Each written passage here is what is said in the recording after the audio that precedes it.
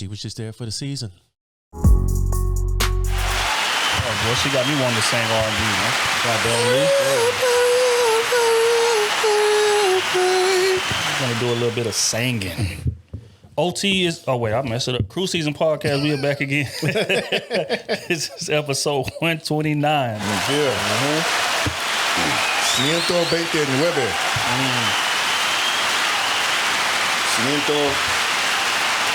129. The Spanish is fluent. Saeda don't be hating. You know. OT is in the building. Yes, sir. Y'all know Smooth is in the building. What's cracking? I am D Trill AC. This is another episode of the Krew Season Podcast, man. How you boys doing on this glorious day, man? Man, good. We chilling. Good, man. Kenny couldn't make it with us today. He got caught up at work, man. Docking him. You understand me? But we gonna, No call, no show. It's gonna be fines involved. It's gonna be suspensions involved. Things of that nature, man. But yeah, bro got tied up at work, man. We're gonna try to get him back next week. But man. Just really quick, I just want to say prayers out to Devin Willock and the recruiting staff at Georgia. They got in a bad accident this morning. Yeah. Damn. Both passed away. He was an offensive lineman for Georgia. I did not know that. Yep. Just broke the news not too long ago.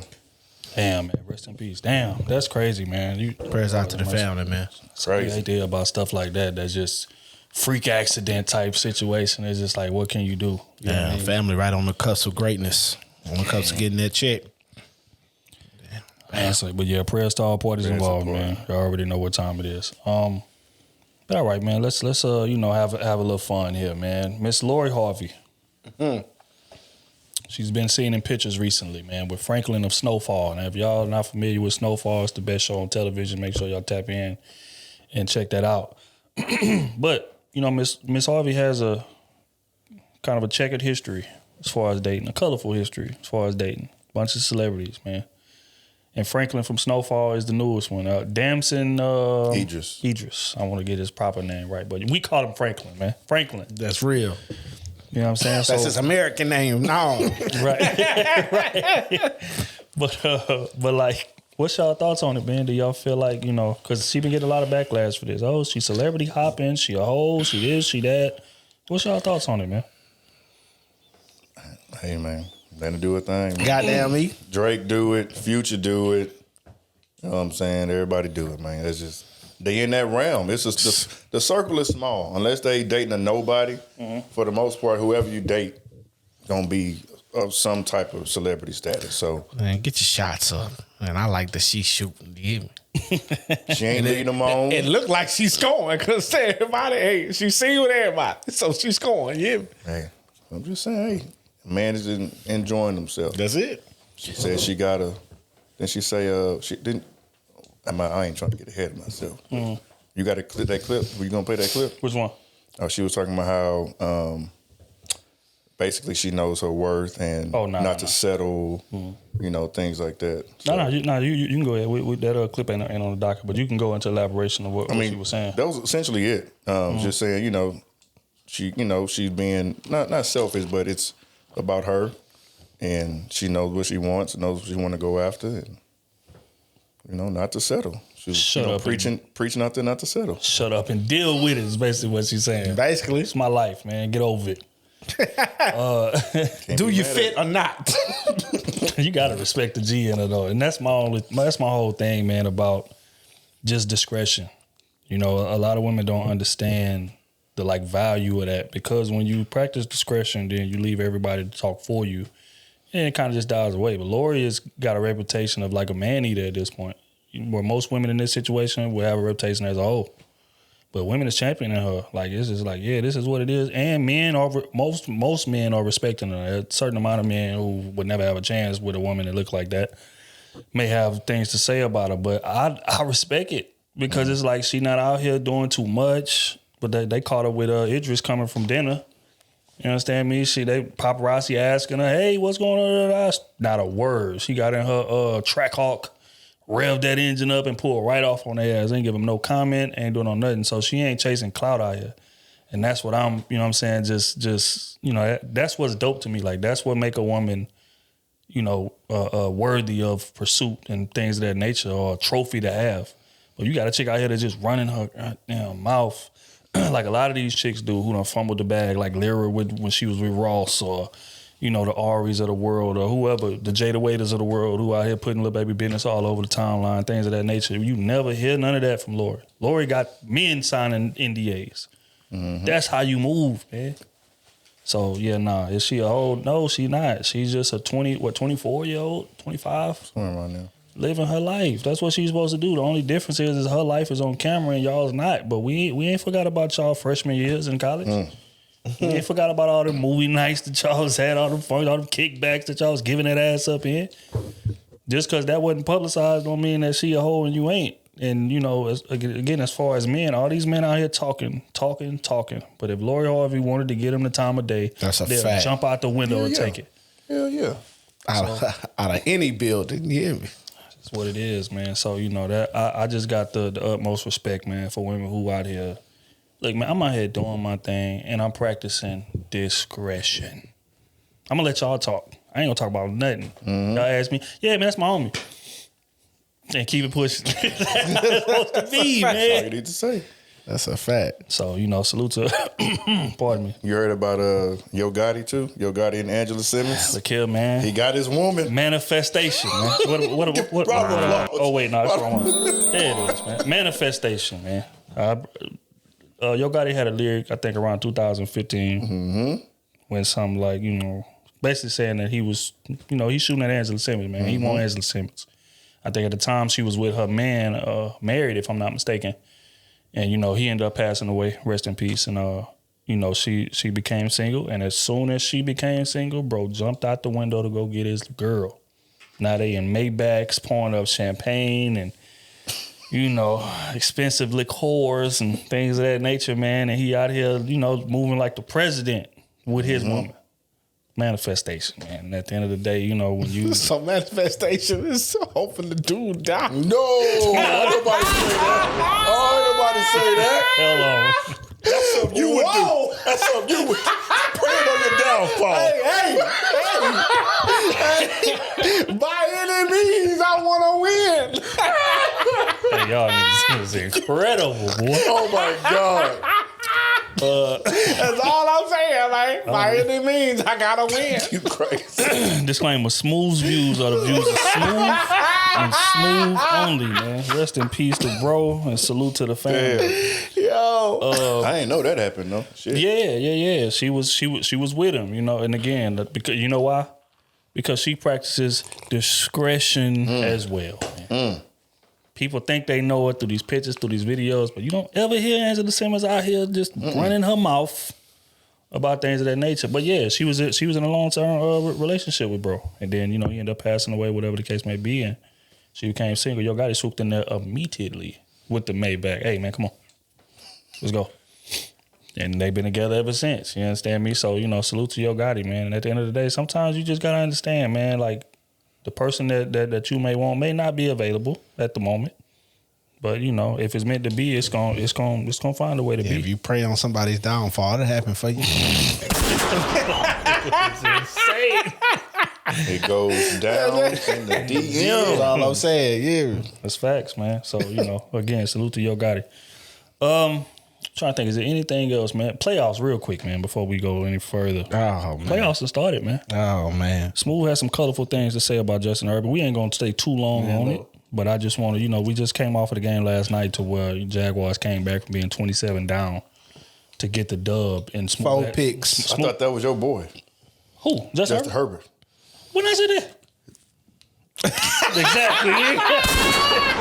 When I said that. I'm trying to make up a date 2 weeks ago. Yo, off camera. Hey, Trevor Lawrence threw 4 interceptions, was down 27. Nathaniel, and came back to win the game. I don't want to hear nothing about Justin Herbert being better than Lamar Jackson. Ever want to hear that? And he lost to a guy. Lamar Jackson was losing to veterans. This man lost to a guy in his second year, and the team was, 3 and whatever last year? Yep. Atrocious. Yeah, atrocious. And he lost to this man.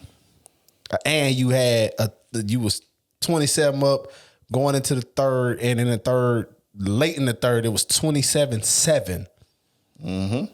So essentially, a quarter and a half, he came back and beat your ass after throwing 4 picks. That's crazy. They said Second-year quarterback. This is the first time in NFL history, for context, that a team lost and they was 5+ up in the turnover category. First time in NFL history that this happened. Pay Lamar Jackson his money, because we all know Justin Herbert is going to get his bread. And I need ESPN to be talking about Justin Herbert like they was talking about Lamar. When he was losing the veterans and people that was going to the NFC Championship or the AFC Championship and to the Super Bowl. That's who he was losing to. He wasn't losing to somebody that was getting knocked out the next round. He was losing to people that was going to compete for the chip or possibly compete for the chip. We all know Jacksonville going home next round. Come on.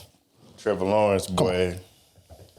He the truth. He the truth, man. He the truth. But I'm gonna tell you right now. We was up on him 31-10. I'm tell you right now, he get a wide receiver over there, boy, it's over. We got a top 5 defense. Jackson. He don't need no receivers right now. No. He get a 50-50 ball, deep man. You got Zay Jones, and he only a rookie. You know D-Hop on the market. He get D-Hop, they gonna be disgusting. They gonna be disgusting over there. They got the tight end, was that Everett, something like that? If they get D-Hop. They got Christian Kirk, who you need in the slot. They got like the right pieces. Okay, but if they get D-Hop, that'll be the next. I feel you. Real quick though, we ain't gonna stay on this too long because again, but we gotta discuss.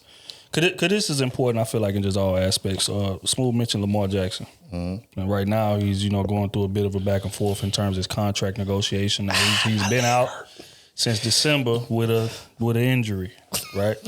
But we hearing whispers and things of that nature. He ain't really hurt for real, but he been lobbying to get his contract renewal. So he's at the point of where, look, I'm not coming back to play unless y'all pay me. Now, mind you, for context, Baltimore is in the playoffs this year, which means that he's going to be willing to sit out a playoff game to get his money. I just want to get your thoughts on that because this could be kind of split down the middle.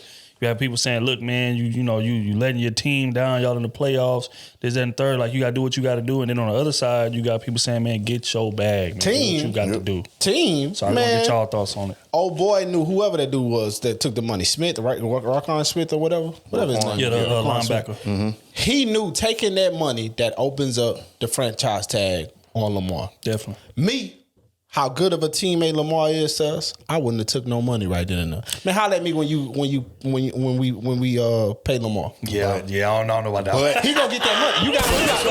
He was gonna get it regardless. Ray Carmen's gonna get it regardless.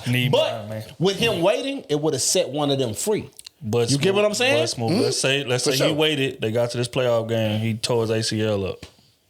I'm taking that chance. Lamar been playing all year. I'm taking that chance. I need my money too. I'm a loyal person. I'm gonna get paid regardless. Ray Carmen Smith was gonna get paid regardless. But I get hurt. Okay. And now they take off 10 mil. I ain't tripping. 20 mil. I ain't tripping. I don't know about that. I ain't tripping. Most people in their lifetime don't make $5 million. I understand that. But so if I'm gonna get millions to play in a couple, I'm a loyal person. This man has been loyal to this franchise forever. You know what I'm saying? Yeah, but you only been there a year. I can care less. I'm gonna get paid regardless. Right. Good. I am that good. I'm gonna get paid regardless if I tell ACL or not. Baby, I'm gonna get paid. It may not be the $100 million, but I know at least I'm gonna get 60. That's at a $40 million deal. I don't give a damn if it's a $40 million. See, y'all niggas ain't loyal to the cause. With him signing that deal, I'm loyal. With him signing that deal, that opened them up to franchise Lamar, which fucked him. So are you loyal to the team first or are you loyal to yourself first? It's a difference. No, it ain't. It is. No, it ain't. Because if it's one of y'all niggas. No, don't do that. You gotta realize. We got history together. That is different. We got history We've been knowing each other over a decade. That's different. I hear you. You've been there 1 year with this nigga, man. Come on, man. I hear you. And that nigga, no. But understanding what the business is, me personally, understanding what the business is, and I know if I sign this, I'm fucking him. You know what I'm saying? Now, if he's just a horrible person and I don't fuck with the nigga like that, then yeah, I'm gonna sign the deal. Yeah, I'm gonna fuck you. But if you've been stand up since I've been here, You know what I'm saying? You looked out and all that type of shit for everybody around here. You know what I'm saying? Because we all know most players wouldn't have played this year. We're going to keep it a bean. That's a fact. Most players, I'm talking most quarterbacks. Let me say that, not players. Yeah. Because quarterback is different. That's a fact. Most quarterbacks wouldn't even stepped on a field this year without that contract. Need my bread, man. You know what I'm saying? So for you to even do that, and you get, let's just be honest, he got them in the playoffs before he got hurt. For sure. Got him and for you to get us in the playoffs and they still don't want to give you your money. Nah, I ain't gonna fuck you, man. I'd have had a private meeting with him. Hey, bro, I'm gonna put myself on the line for you. One of us gonna be free. One of us. Before I let them fuck you, I'd rather fuck myself to help you out, bro. Yeah, I'm not there yet, man. Because now, with them franchising them, they can find them. They can find the motherfucker for you not being there and all that. If we both don't sign, they got to pay one of us. They got to pay one of us, and one of us got to be let go. Because if we both don't sign, they going to have to, you only get one franchise tag, baby. You only get one. Well, I'll tell you what, I wouldn't have minded Roquan coming to the Cowboys. You understand? I'm telling you what I did. We got a spot for you over there, man. If ever, y'all want to work some if it would have been on some, something. what's his name, Aaron Rodgers shit, yeah, hell yeah, I would have fucked Aaron. Because Aaron only cared about himself. Pause. But pause. But you know what I'm saying. Y'all know what I'm saying. Hold on, what is pause? I'd pause. I'd have fucked over Aaron. Like Aaron fucked over, what's his name? Adams. Adams, and that's why Adams left. Yeah. But one of us will be free. But hey, Aaron been there since forever. I can give a damn. You ain't won nothing. Loyalty. You just talk about loyalty. So I needs mine. He loyal to the franchise. You not loyal to the players. You ain't look out for your players. Every player that played with you said you was a dick. You think they don't fuck with you? So you think Roquan gonna be loyal to Lamar if they only been there a year? I'm saying that the situation. I'd have looked at the situation on what it is. Had they been together, coming up like that's my thing. Zeke and Dak. That's my thing. Y'all come up together. Aaron Rodgers and Adams. Right. And that's my thing. Aaron Rodgers that's different. Aaron Rodgers fucked him. Either way, somebody gonna lose. Yeah. But look, man, again, we ain't gonna stay on sports too long. But they did lose. I know I can get, man. Prayers to all boys ball, man. We praying for Lamar. Lamar, man, stay strong. $300 million. Get your money. Don't walk on that field until they pay you, gang. I don't care why would none of these people saying all of that, because he getting a bunch of hate, he's selfish. Forget all that, man. Get your bread first. And then after that, you come back, you know what I'm saying, and do what you got to do. This man that made All-Pro. This man that won MVP of the league. All type of shit. And got him in the playoffs this year. You understand me? So, nah, bro. My leg hurt because I ain't got my money yet. That's real. I got a third-party doctor that told me, you understand me? It wouldn't be smart. My leg ain't $300 million rich. We hurt. Money. Straight up. But yeah, we're going to keep this thing moving, man. There was a clip that was sent to us, man, in which a woman was talking about how she need the bag, man, or it's a no-go. Now, yeah, I seen that. I'm going to just say my commentary after we play it. Here we go, man. Well, you want to fuck with me, you got to come with the bag. I got a baby. I got bills, so. I mean, what that got to do with me? If you want to fuck with me, that's what come with me. Okay, everybody need money for bills. Well, if you want to fuck with me, that's what come with me. So what are you trying to get at here? I'm just saying. No, I'm just saying though. What are you trying to get at? If you want to fuck with me, you gotta come with the bag. I got bills. I got a kid. So you basically saying I need to be sponsoring you. Yeah. Give you money. Yep. What? Do I look like an ATM to you? Like, I mean, you said I look like an ATM. But you said you dance. You get money every night. Yeah. I said I support your hustle, but I'm not about to just be giving you money. That's different. Supporting somebody hustle and just handing them money for, you know what I mean? What you doing for that money? What you gonna do for the money? I'm not doing nothing for the money. So why should I be giving you money? Because you gonna fuck with me, so you gonna. But what is me? That bag. What about just like, we can't just get to know each other? You know what I'm saying? Nah, we're not doing all that. What do you mean? We're not doing all that. We can't get to know each other? Go on a date? We could go on a date, but still, the bills, the baby, that's still gonna be in the picture. I'm not really fucking with that though. Why not? Because why would I just be, first off, I just met you. I barely know you. So what I look like just giving you money for your kid and shit like that? Why wouldn't you? I mean, why would I? You dropping that neck? That's what I need to know. I don't think so just yet. Not just yet? Nah, why? Because. So why should I give you money right now? Because I'm cute. So because you cute, okay, you said I'm handsome. So why you ain't dropping that neck?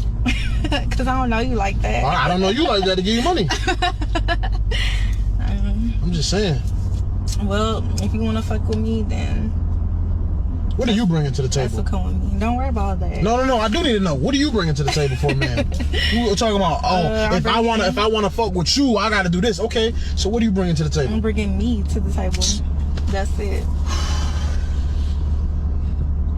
I'm just so tired of females saying that shit. I'm gonna be honest with you. I'm tired of niggas. Why? Everybody the same. What do you mean the same? Like, if you ain't coming, if you not gonna support me financially, then what are you here for? So it's all about finance. Why it's not about like me fucking with you, like, you know what I'm saying, as a person, mentally, physically, like, you know what I'm saying, being there for you. Okay, that's cool, but the financial part too. But I feel like all them 3 things I just said should have been first Oh, before anything. don't forget the finance. Don't forget the finance, If you want to mess with me, I need the bag first. Everything else after. I just want to get y'all thoughts, man. On And she got a child. And you need to take care of my kids. So that means you had a baby with a bum ass nigga because you want a nigga to take care of your child. That's what you said. That's crazy. Says she a package deal, man. And the entry fee She a is baggage. the bag, man. She a baggage deal. You know, Oh my God. full of baggage. That's what she is. That's a lot of women be like that, man. Of course, not all women. It's never all women, but a lot of women think like that. You got to come with that bread. Prostitution. That's what it is. Modern prostitution, bro. That is For real. prostitution. Real, because she's selling herself for some bread. And then on top of that, she want what that is, how can I say this? A promotion type of deal off the first rip. Like, hey, you could try my conversation out, just give me some money. And then after that, we can talk about me dropping that neck. That's basically what she's saying. Right. Eventually, we're going to get to the neck. But Nah, not cool. right now. I need the bag up front. And I need a consistent stream of the bag coming in for an extended period of time. And then maybe I'll think about. And my child got to be your child from now on. It's facts. No. You the daddy now, man. You the pappy. Rest in peace, Bernie Mac. Bro, what a real daddy at, first off. I want to see you real daddy. That ain't got nothing to do with us. Man, Ain't got she a nothing to do with dancer. this. Look at that hair. Yeah, I wouldn't have talked to her A regardless. lot of women like that. They think like that. Red hair? Nah, we can't. We ain't nothing, baby. I can't even conversate with you. Are y'all saying that there's a correlation between hair color? Absolutely. Yes. I'm judging. You got Yeah. red, blue. Damn Skippy. You got red, blue, green, a purple. Hot Cheetos outfit. Yeah, I'm looking at you like this here when I talk to you like this. Nah, baby. That's a fact. Nah, baby. Them type of chicks will set you up too. Man, Can't I do think that. it's I think it's just interesting, man, because these type of women. Now, first off, in my opinion, humbly, I think it was a skit. But Yes. but No, he be doing the. Y'all ever seen his videos? yeah, he be picking the people up in the cars and all of that. He do the gold digger thing. Yeah, that's a skit as well. That whole concept is a skit, and it's a skit that I'm tired of seeing because it's getting a little too obvious, man. But that's neither here nor there. We gonna, like we say, we gonna respond to it as if it actually happened. I think these type of women give single mothers a bad name. Yes. You understand me? Because when men think of single mothers, this is what they think about. Facts. Think about, oh man, this girl want me to come in and be the daddy right out the gate, want me to come in and pay for things, want me to come in and I don't have no say. I don't, like, my benefits is gotta be, goddamn, what they call it when you get that, I'm losing my damn thought, but to where it's put off until I get my benefits. But you want your benefits all up front and then maybe I'll get my benefits. That's the thought process when men think about single mothers. And the fact is, there's a lot of women who don't move like that. Plenty of them. Plenty of them who do not move like that. They ain't even introducing you to their kid until month 4, 5, 6. To where you done proved yourself and you understand me? Okay, we going somewhere serious. Now I'll introduce my kid. But these type of women give y'all a bad name. That's just honest. So where like man think single mothers like, oh man, I don't know, man. I ain't trying to be nobody daddy right out the gate, and I gotta see how this go first. You got me paying. I mean, one clip we responded to, the girl brought her kid on her first date and got mad at the dude for not buying the damn meal. She was on a podcast. Responding to my, I brought my kid. We was at McDonald's and he didn't want to buy my kid. You remember that? I remember that. She was dead serious. First off, what is your kid doing on the first date? Why is he meeting this strange man that's just your first time kicking it with? You don't even let the real father meet him like that. Come on, man. You keeping the kid away from the real father. You don't even know if this dude got a criminal record. But you like him that much. He could be a father. You don't even know dude's last name. It's crazy, man. So, dudes just, speaking to the fellas, man. You know that boy is Big Juve. you know him as Big Juve. You barely know his real name. That shit irks me. Crazy. That's crazy. Go ahead, oh. You said irk you, fam? No, it just irks me, dog. I mean, again, like you saying, them type of women, those type, listen what I'm saying. You people. Those women. Bro. Not all women. Like that, like you said, the first thing you think about when you think about baby mama issues or something like that, that's what you think about. Whenever you kind of coming into a situation, although a woman may not look like that, you think they may have that type of mindset, which is not right. But, when you run across these women and you're trying to have a conversation, now he was obviously trying to get something out of it. Of course. But having that conversation, and she like, oh, you got to come off that bag first before we even have a conversation. It's like, what? I'm doing you a favor. No, wait. That is a fact. Wait. To be talking to me like that, I'm doing you the favor. Especially if we need to treat it as such. If you want a successful man or somewhat decent, you know what I'm saying, that does not have a kid as well, like, because that's not my kid. And you want me to drop money? I don't know how that kid's going to react to me. I don't know how you going to react to me, discipline your kid or talking to your kid, whatever. There's a lot of things that I got to sacrifice getting into that relationship. And I got to come off something and I'm sacrificing. That's a lose-lose situation. If you broke, just say that. I'm broke as hell in that situation. No hope. I'm broke as hell. Yeah, I'm broke in that situation. I'm broke as hell. Yeah, we both broken. Broken. Double on time. I see what you did. I see what you did there. That boy party today. Look here, man. Prayers to all parties involved. But salute to the single mothers who not out here introducing their kids to men on first dates and, 2 and 3 dates in. And this man you don't even know this man you don't know this man's middle name and got him around your kids. Salute to the single mothers out there that's not doing that, man. Y'all get a bad rap for women like this. And I'm here to ride for y'all. These women I'm here to denounce all day long. But salute to the real ones, man. This shit is crazy. It's a fact. We gonna keep it moving, man. This clip was sent in and says, how many dates should I go on before I feel chemistry? I'm gonna play this clip, man. Get y'all take on the response to that. How many dates should I give a guy before ending things due to no connection? Who is it? How many dates should I give a guy before ending things due to no connection? So usually I'm patient. Well, I'm not patient in life, but usually when it comes to dating, I'm a little bit patient once the person isn't doing anything that's like awkward or intrusive or disrespectful. However, and this is only in consideration for men and for men who are paying for dates, I don't want to waste anyone's money, number one, and anyone's time. So as a result, after date number 3, if I don't feel some kind of romantic connection or chemistry, then that's when I'm done. Date number 1, I allow for awkwardness. Date number 2, we're going to recoup. And maybe there's a hiccup. If by the end of date number 3, I don't feel that connection, then it's over. Okay, so date number 3. Again, generally, I don't like to rush things. I like to give people a chance, but I know I'm not paying for the date. I think we had something like that before. Similar, long time ago. 3 dates, man. 3 dates. 2 to max. know. 2 max. 2 max? 2 max. Because one, we're going to have a conversation on the phone first, or we're going to text. So if you have some type of experience, you're going to be able to find out if this person even worth the date in the first place. Right. So then it's like, now to take the next step. Now, let's see how our chemistry is in person. Because, like she said, the first date, it could be a little awkward.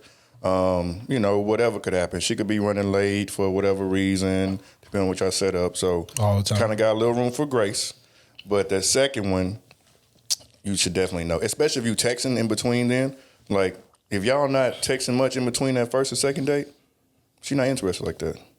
So you don't even waste your time on that. So, but if she hitting you up in between, I can't wait till we hang out again, or like yeah, then let's go. I like dating consecutively. Like if we dope, shit, we want to date Friday night. If you free again Saturday, let's do it again Saturday or Sunday, something like that. Like if I think it's cool. So you don't even like to let it breathe. You trying to dive right in there on it. Especially the first couple, yeah, hell yeah. Especially the first couple, because I'm dating with intention. Y'all know the questions. If I was a single dude, you know the questions I'm asking. But for those who don't know, do you want to reiterate what those would be? What the fuck Do you do for a living?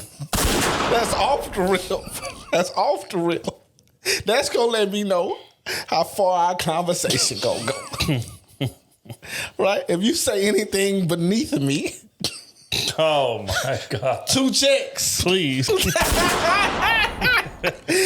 What if she's above you? If she above me, 1 check.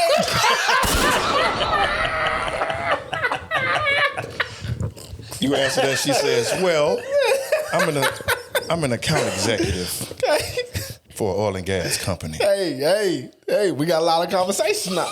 We got a lot of conversation. 1 check. If she say she a department manager for Walmart or something, what the fuck we gonna talk about? Clothes? I'm cool, stacking some boxes. But she's in the school of leadership within the company. That is not no leadership role. That's You can graduate. She can elevate. Man. Store manager, Boy, district you manager. must don't understand what department. But like, I'm not talking about you being like over the Whole Foods. No. I'm saying she's in the class to eventually, when the door opens up, she's qualified within the company to move up because she went to the school. Okay, that's totally different. Most people not in that position. Most people not there, right? We can have more conversations. Where do you see yourself being? And you know what I'm saying? But most people, they department managers or floor generals. Yeah, and that's what they want to be for the rest of their life. And that's cool with your life. But department managers and floor generals don't fit in this equation. Floor general is crazy. With the Matthew Dunbar experience. It don't fit. So now I'm cool. You know what I'm saying? Then after that, it's how many kids you got. We're a little up in age. We're in the 30s. How many kids you got? You know what I'm saying? 30, you got more than 1 kid, man. We finished. We finished. What if it was 2, but it was because she was married? That's a different conversation too. How old are these kids? Now, if she's 3 never and 4. been married, we done. 7 and 2. 7 and 2? Nah, I'm cool. I'm cool. Came out the window. I'm cool. Now, if she just got like a 7-year-old or a 9-year-old, one kid, whatever the age, I wouldn't be tripping. I wouldn't even be tripping. But 2 kids, yeah, the dynamics change. Yeah, we need to talk. Is there an age limit? Like, yeah. 1 kid, no. 2 kids, fucking right. Yeah. Okay.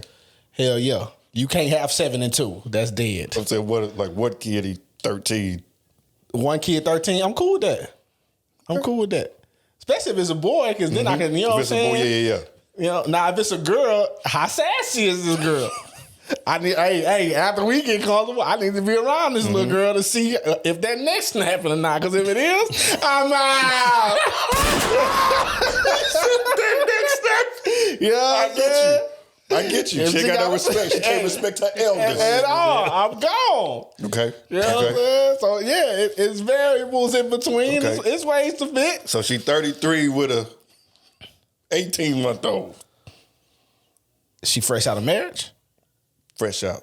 Like a year out. That's cool. If she wasn't and she just had the baby, we done. No, we. That's what I'm saying. Yeah, this is just marriage only. The divorce. Just recently divorced. Oh, okay. Yeah. Because you had it under a covenant. I know you was committed to something. Something just fell apart. You was committed. Right? But if you just had a baby and you was never committed to nothing, you're not responsible in my eyes. You're not responsible. Now, you can learn in your older age. Things happen. Things do happen. You can learn in your older age. But you can, with me, I'm going to make you live with that baby for 3-4 years. Then come holler at me. Then come holler. Because you got to realize, with a baby, 18-month-old and all that shit, bro, you got to fit your life around that. Mm-hmm. You know what I'm saying? Now, you got you a 8, 9, 10-year-old, in a sense, they almost self-sufficient. Mm-hmm. You get what I'm saying? So it ain't a lot you got to fit around that. But a baby, you being irresponsible, nah, you got to live with that. I'm cool. Okay, in terms of the dating, though, to get back to the question, how many dates would it take you to get a read on somebody as to how serious you're going to take this? With me, y'all know I'm a people person, so one day that's going to let me know where you at, where your mindset at, where you see yourself in a family, like the position you want to be in the family, all that type of shit. That's going to take me one day. You get what I'm saying? Because I'm listening for the things you're not telling me. Mm-hmm. All the shit that you're telling me, yeah, that's fine and dandy, but the shit that you're not telling me, that's the shit I know that's gray area. And most people that don't tell you what you really want to know, that's because they hiding something. So I'm like, nah, I'm cool.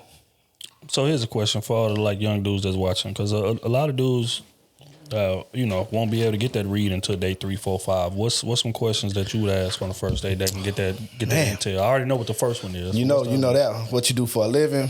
You know what I'm saying? Like, if a man is talking to a woman, like, where do you see yourself?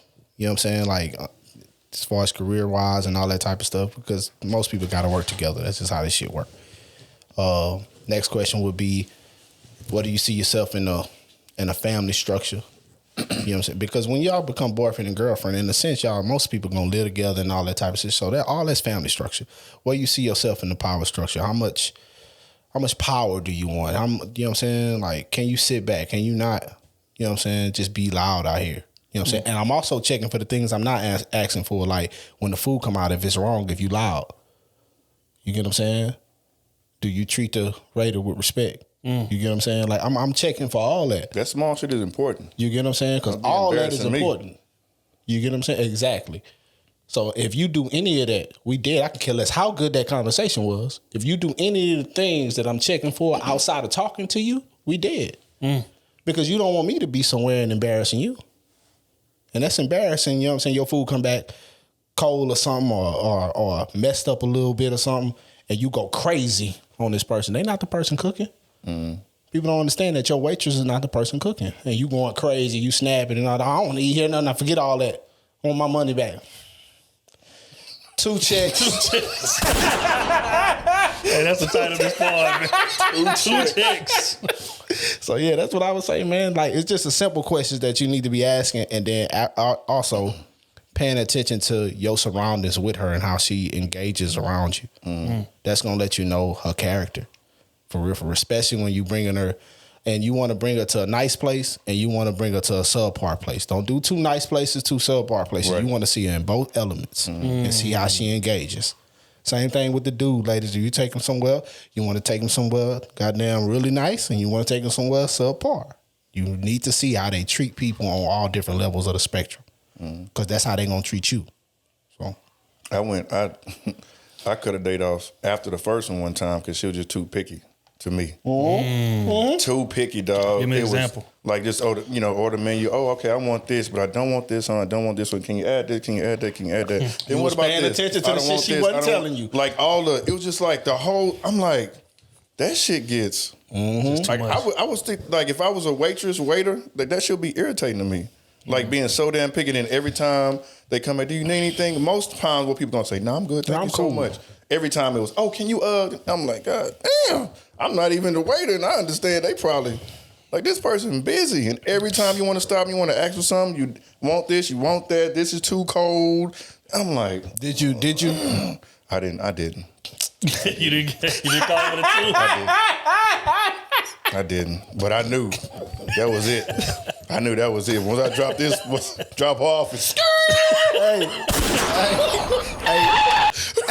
Hey, if you listen to this and you a waiter, go look at it on YouTube. When the person do this to you and they being quiet, that's 2 checks. That's 2 checks. You know what I'm saying? They hit you with the 2 fingers somewhere. That's 2 checks. You hear me? Yeah, I can't. I just knew. I'm like, nah, I can't do this. Bro, see? All the time. You see? You see? And you was just somewhere regular. Yep. I think I was at like Brick House Tavern. You was like this little lounge. You low key, chill. Sports bar, yeah. I'm at somewhere regular and you acting like that. I'm cool. I'm cool. Because what they saying is 1,000% right. Because once you my girl and once you on my arm, I'm gonna have to bring you around people who can actually have some type of effect on my life, right? So if I bring you to a corporate event with my job and you in there doing that, or you in there acting a damn fool with the waitresses or the people who walking around with the hors d'oeuvres and the drinks and the this and the that, and it's like my boss seeing this, my coworkers seeing this is gonna reflect on my leadership. Because they ain't gonna trip on you. They're like, damn, that's you? That's what you Immediately after. You know what I'm saying? Or you bring this girl around your family and she doing that type of stuff might get hands put on you. In turn, bring around the right family. We're gonna be honest here. So now I'm at a situation, juxtaposition where I gotta kind of defend you from my family because you don't know how to act. Nah, let's just alleviate all of that. You go your way, I go mine. I give me a woman that's respectable, a woman that has manners, a woman that has damn coof. Like old girl said on 8 at the table. Goddamn me. But got a little etiquette. Yeah, it's a little etiquette, man. Niggas dap you up, talk about you got you a head for it. Damn. Hey, that's how you know your girl trash, man. That is not a compliment. That is not a compliment. That's how you know your girl is trash. But yeah, honestly, in terms of the number of dates, man, 1 for me, man. I ain't gonna, cause just like Owen Smooth said, we're gonna be talking on the phone before then. So I'm gonna have a decent amount, intel as far as your mindset. But when we go on the date, and I get to look you in your eyes when you answer, cause it's the difference. When you're texting somebody, talking on the phone, they got time to kind of, conjure up the perfect answer. But when we on the spot and I'm hitting your ass with these questions back to back to back to back to back, your body language is gonna tell me what I need to know in terms of how you answering things. So yeah, it's gonna take me 1, and I'm the type of person I'm gonna ask the right questions. That's gonna give me the intel that I need, to let me know, hey, how far are we gonna take this thing? I'm not on there asking what your favorite color is. We're not on that first date asking what's your favorite artist. She's like, no, I need to know the details. We did all of that little game playing shit on the phone. I need to know the details. How did your relationship end? What's the relationship with you and your kid, or you and your kid's parent, or whatever? Did you grow up with a father at home? How was that relationship? All of that. I need all of that intel. So that's gonna let me know like where your mindset is, because that's very important. Like, we gotta be compatible. And if your mind, you caught up on trauma that you ain't dealt with, hey, have you did some therapy or anything? No, okay, well, yeah, that's another strike, because you ain't sorted out what these issues you have. All this is important, because again, you got to understand this person you're gonna be with for the next 40 years, or if y'all don't make it, you're gonna be paying them for the next 18 years. So cool. Can't do that, man. Do you have a problem with being wrong? Do you know how to apologize? Oh man, come on, like that. Come on, man. Sometimes religion with some people, depending on religion you in, you dating somebody for 6 months, a year. First, I don't know why you get that long, but I'm just saying, and someone not trying to compromise, and it's like, somebody want to get married, but they have different beliefs, and it's like, well, shit, I'm not budging off this because my family got me. Right. You know what I'm saying? So that should be important too. I done seen that break people up.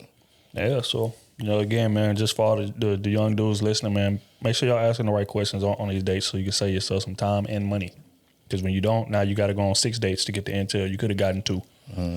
So, got to move better out here, man. Press to all parties You ain't got to involved. jump out the window first date either, man. Don't be going to no $300, $400 dates, dog. If you ain't got that, don't do it. Don't force yourself. Y'all can do something way more simple. And if she rock with you, she gonna be cool with it. That's a fact. If y'all got that relationship prior to, that's what chemistry, like she was saying. If y'all got chemistry, you ain't gonna have to take out no $400 date. That's what it is. Y'all can do something simple, rock out, and then the next one can be dope as hell because you got that chemistry with it now. Right. So, but that right there be the issue. Like, a lot of dudes be complaining about those costs of the dates and things, but what O's saying is real. If she really rock with you, and as a man, if this woman really rocks with me, or if I'm still trying to earn her. And a lot of dudes will go into the date with the mindset of, okay, she ain't really feel me like that, but she's entertaining me. So I feel like I gotta impress her. I gotta earn her. And then you jump out the window 400 on the first date, and now she expecting that same level every time y'all go out or every time y'all do anything. And you like, well, damn, I don't know. You know what I'm saying? So you gotta cut ties with that. If she ain't rocking with you like that, cut ties. Anybody that you have to earn, you shouldn't be with. Damn, so shouldn't be sacrificing resources on. Cause shit, I like breakfast, and that's one of my tests. I say it like that. That's one of my tests at the beginning. Like, I don't want to say test, but whatever. That's my filler. Like, if you don't mind getting breakfast, like first date, let's go get some breakfast. You got some women, I'm not getting up that early. Okay, cool, you're not for me. That's what I like to do. That is a day. That's Cut them what I out like to quick. do. Cut them out quick. That's what I like to do. You don't want breakfast? You know what? You're right. That's cool. And then she hit you 2 days later. Where you been? You don't respond. Straight up. You don't like breakfast. We ain't gonna be talking for. I do that with my family, my boys, myself. Like, sometimes I just want to get up on the weekend, just 9, 10 o'clock before the crowd is there. Yeah. And get me some breakfast. It ain't got to be brunch all the time, but if you don't want, you too bougie for that, you too good for that, cool. I know where I fit, and it's not over there. You too bougie for me, too. You know what I'm saying? But that's real, man. All right, man. Press all parties involved. We'll keep this thing moving. It's another clip sent to us asking the question, is it worth it to even get married today? I'll play this clip, man, and get y'all take on what he had to say. I've seen this too. Women don't want to be wrong. They'd rather lie than be wrong. It's their nature. It's not a bad thing. I'm not dissing women. Women run from submittance. In relationships, let me say this. Men commit in relationships. A woman cannot commit in a relationship. I don't care. Oh, she won't commit. She broke her commitment. She broke her commitment. She never was committed, bro. They can't. When a man commits to a relationship or a marriage with a woman, he does that in thoughts that it is forever. When a woman submits, she does that in thoughts that this is fucking awesome. And he's awesome, and I love this, and I'm getting what I want. As soon as that stops, she's like, I'm not happy, and she fucking leaves. She will tear your whole family and legacy apart, bro. And we know this is a fact. Women don't want to be wrong. They'd rather lie. Women don't want to be wrong. They rather lie. Is it even worth getting married to these women anyway? These women is unruly. They don't want to be wrong. As a man, this is what you signing up for. And ba ba ba ba ba ba. Oh, God damn. you on the cusp. I feel like I'm on Wednesday live stream.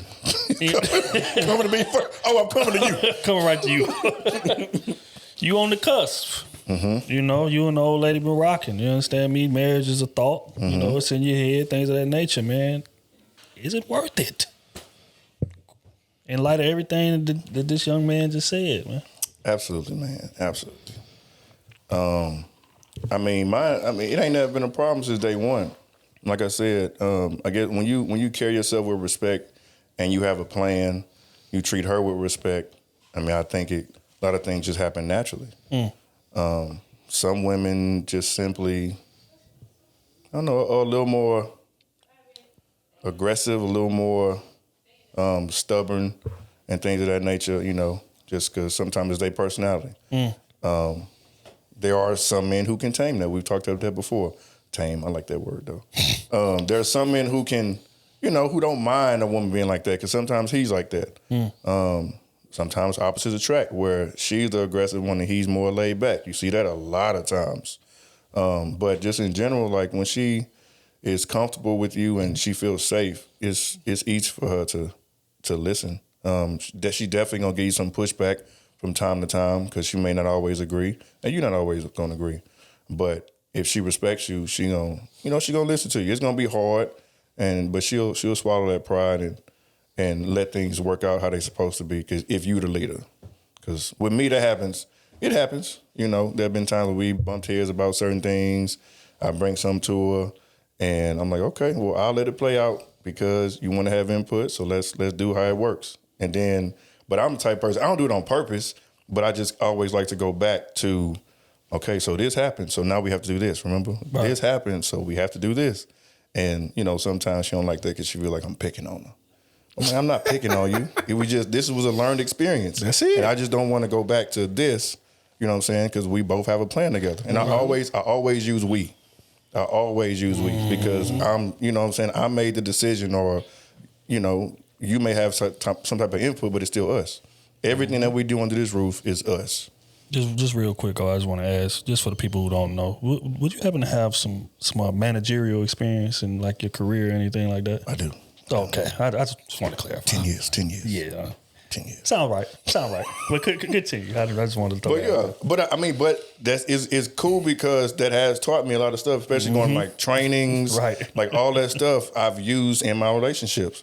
Like the whole we had a training called Listen First, where you listen to what the person is saying, and then you just kind of repeat back what they say in a different way, just so y'all on the same page. Right. Or you kind of give them a summation of what they said, just so y'all, in together. So, yeah, I definitely use some of those tactics, I guess, game plan, whatever you want to say, in my relationship. It works.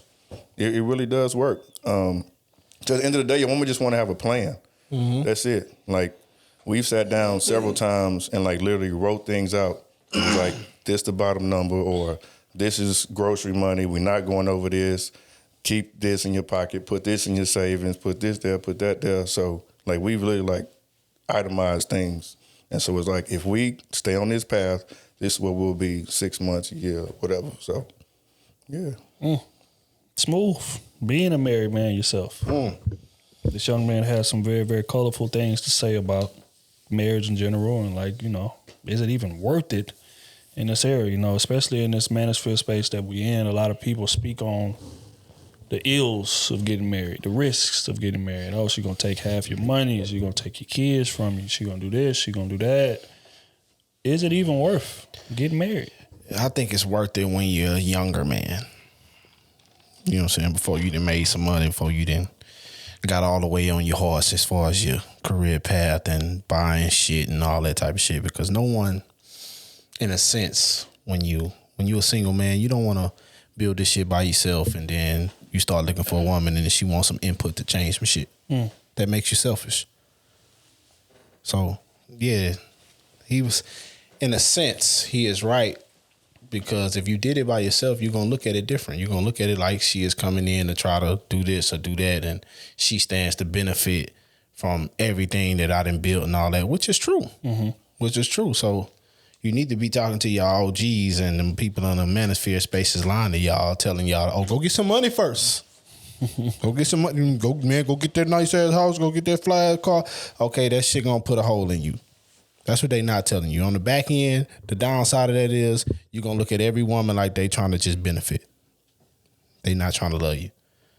Right? And then you're going to also look at every woman like they're a price tag. That's how you're going to look at it. You're going to look at your family like they're a price tag. Damn, they taking from me. Damn, they taking from me. So I would tell a young man, hey, try to find your woman, bro. While you doing it, try to find your woman. That way you alleviate all that. And if the shit do go bad, I said it once before, if it go bad, it's more respectable to give it to somebody or get half of something that you done built with somebody rather than give half to somebody that ain't built shit with you. They just came in, you married them, they divorced you in 3 years, you done had 2 kids with them, now you got to pay them alimony and child support. And they don't even know what it feel like to build nothing. Well, I'm lying. They know what it feel like to build their lifestyle on your back now. I knew it was coming. As soon as you said that, I'm not. That's just real, man. So, yeah, man, it's worth it. But it's a time period where it's for a man, like if we just playing the numbers, it's worth it for a certain time period. Because after that, you've grown to be selfish. No matter what you say, no matter how great of a man you are, no matter how much you give, no matter, it don't matter. When we talking significant other and somebody's gaining and child support and all these things, divorce, because all that shit is real when you marry somebody. All that shit is real, bro. You start thinking about that too much because they wasn't there with you building none of this shit, especially if you a man that start getting you 90,000 and 100,000s and all this type of shit. You done built yourself up to that. And you done got you the fly car, the nice condo or townhome and all that. And then you got a woman that you want to marry. You look at her like she's taken from you. So if you know you a man that's going to get there regardless, man, find your woman while you're younger. You need to be telling these young men, hey, find your woman while you're younger. That way y'all both can go through this and she'll understand like what it take to get there. And she'll respect it more. Everybody tell you, bro. You can tell anybody, you can just look around. If somebody give you something, you're not going to respect it like if you work for the same thing. Mm-hmm. That's just a fact. If somebody give you something, most of the time, it's expendable. It's something I can use as leverage to, you know what I'm saying, to move it because I don't need it or whatever. Right. But if you didn't work for it, you look at it different. Big time. You look at it totally different. Even if it is used for leverage, you looking at it like, all right, this is gonna be used to get this that I really want. You get what I'm saying? Not something like, oh shit, man, I can just get this away because I'll think about wanting it. It's two totally different ways. So that's how I see the relationships. Yeah, I agree. I think marriage is definitely worth it, man. I think because a lot of the risks that people talk about, either they can be alleviated or there's no way to avoid them at all, right? So let's break down alimony.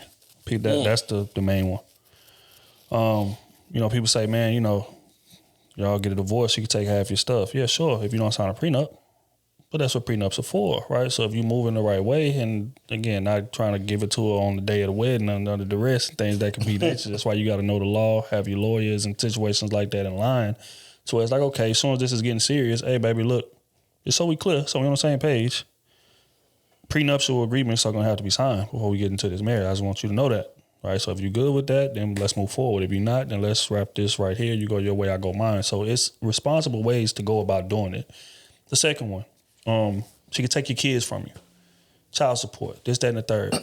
Well, you know who else could take your kids from you and put you on child support? Somebody that's not your wife. Somebody you're not married to. Right? So it's no way around that. You know what I'm saying? If you advising somebody, hey, man, don't get married for the kids, but you advising a man to go out there and deal with women who they not married to and have sex with them and these things of that nature, they can get one of them women pregnant the same way that they can get their wife pregnant. And now she got you on child support and she ain't even got your last name. Y'all ain't even built nothing together. Like, she don't even give a damn about you. She has no investment, no commitment to what it is that you got going. So again, these things can happen regardless, but it's about going into it prepared. It's about going into it knowledgeable. It's about going into it the right way. Most men don't. Yep. And they get burned on the opposite end of that. So, again, but just into marriage in general, man, it's just something different about, again, her having y'all last name and y'all moving as a unit and y'all building things as a unit. You could have 10 women on your roster and still feel empty inside. Old told y'all this maybe a couple weeks ago, but that's real. You got 10 women on your roster and still feel empty inside. Yes, I can deal with them whenever I want. Yes, I can have sex with them whenever I want, go on dates with them whenever I want. But the fact is that as soon as an opportunity that's more advantageous for them comes along, they will leave your ass in the dust without a second thought. Because they have no investment in you. Y'all are not married. Y'all have nothing, no bond. You're not building nothing. Y'all don't have assets tied together, no nothing. We in this motherfucker for leisure only. That's it. So as soon as a man comes along that can provide them more leisure, they gone. And you left with nothing. So that person is never really yours. You still lonely the whole time. And that's not how I want to be at 50, 60 years old. I'm not trying to be in a club at 50, 60 years old, chasing women and trying to maintain a roster and things of that nature. That's corny as hell. And we see it. We in Houston. This is a party city. You can go out and it's still 40, 50-year-old men in there sipping on one drink all night, trying to lure women in with money who ain't giving them a time of day, ain't even looking their way twice. And if they do, it's just for the money. Like, that's not what I'm trying to turn out. That ain't my goals. And that's not cool. What's cool is you done got with a woman who, again, y'all both had the same investment. Y'all got love for each other. Y'all building. Y'all doing y'all thing. And we look up at 50 years old and it's 20 plus years of marriage in this thing. Our kids is going to college. We traveling. We done built this business. We got passive income all the way around. All of this stuff is under our name. What we built. That's what's cool. Being smashing chicks 24/7. That's not cool. Eventually you're going to slip up. And you're going to get one of these chicks pregnant and she's going to have your ass on child support.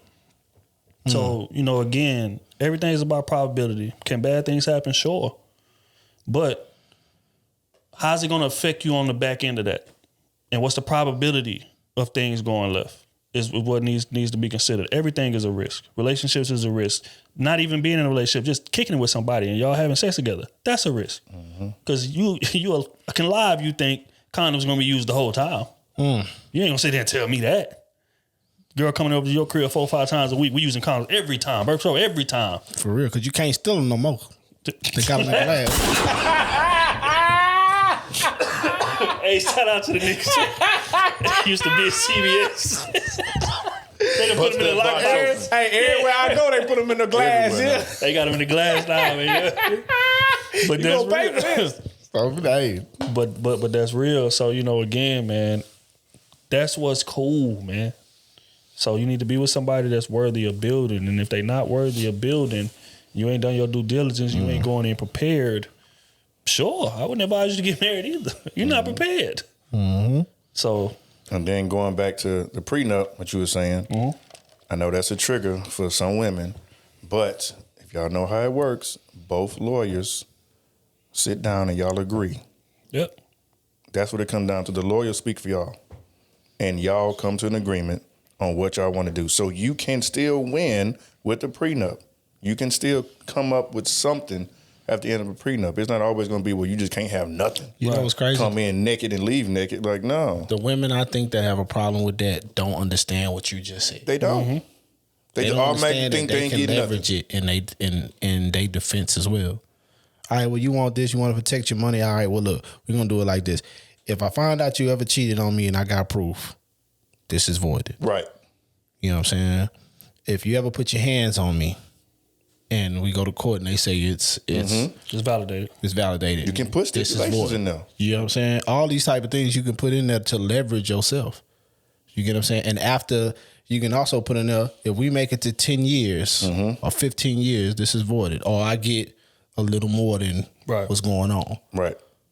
So you can have it work in your benefit to make sure that everybody stay honest in this shit. But most people, most women that hear prenup, they think, oh, I'm losing everything. It's taboo. You know what I'm saying? Like, no, baby, you're not losing everything. Just like I wrote this up, you can edit it. And again, it's an agreement. You know what I'm saying? It has to be an agreement. It ain't like the man just submitting the paper before y'all get married. It's an agreement on both sides. This can be edited. You know what I'm saying? Like, it's in your favor and it's in mine. Look here, man. Like I said, preparation. And what, bro them saying is 1,000% right, man. Like, if you're not prepared, man, I wouldn't advise you to go into anything that you're unprepared for. Fact is, a lot of people go into marriage without the knowledge. They don't find out until things go bad. And now, you done lost all leverage and things of that nature. So set yourself up right, man. Find you a woman, retire that jersey, get the hell out the game and build something that's going to last long after you gone. Smashing holes every week is not going to last long after you gone. That's just honest. Eventually, you're going to slip. And when you slip, you're going to pay heftily for it. So, again, if you're going to pay somebody, at least let it be a motherfucker that done earned it. She on your ass like a cat on a rope. While wrong move, while I'm taking everything. Straight up. But all right, we're going to keep this thing moving, man. Speaking of dysfunctional relationships, it was an 8th grade girl. I think O spoke on this a while back, but we never responded to the clip exactly. 8th grade girl who aspires to be a baby mama. Oh, play this clip, man. Get y'all take on it. Hold on, that's what happened, man. But phone is disconnected from the Bluetooth. Sound about right. That's iPhone. That sound about right. Whoa, I'm not gonna let you be I'm disrespectful, saying, man, man, to the greatest invention ever created to man.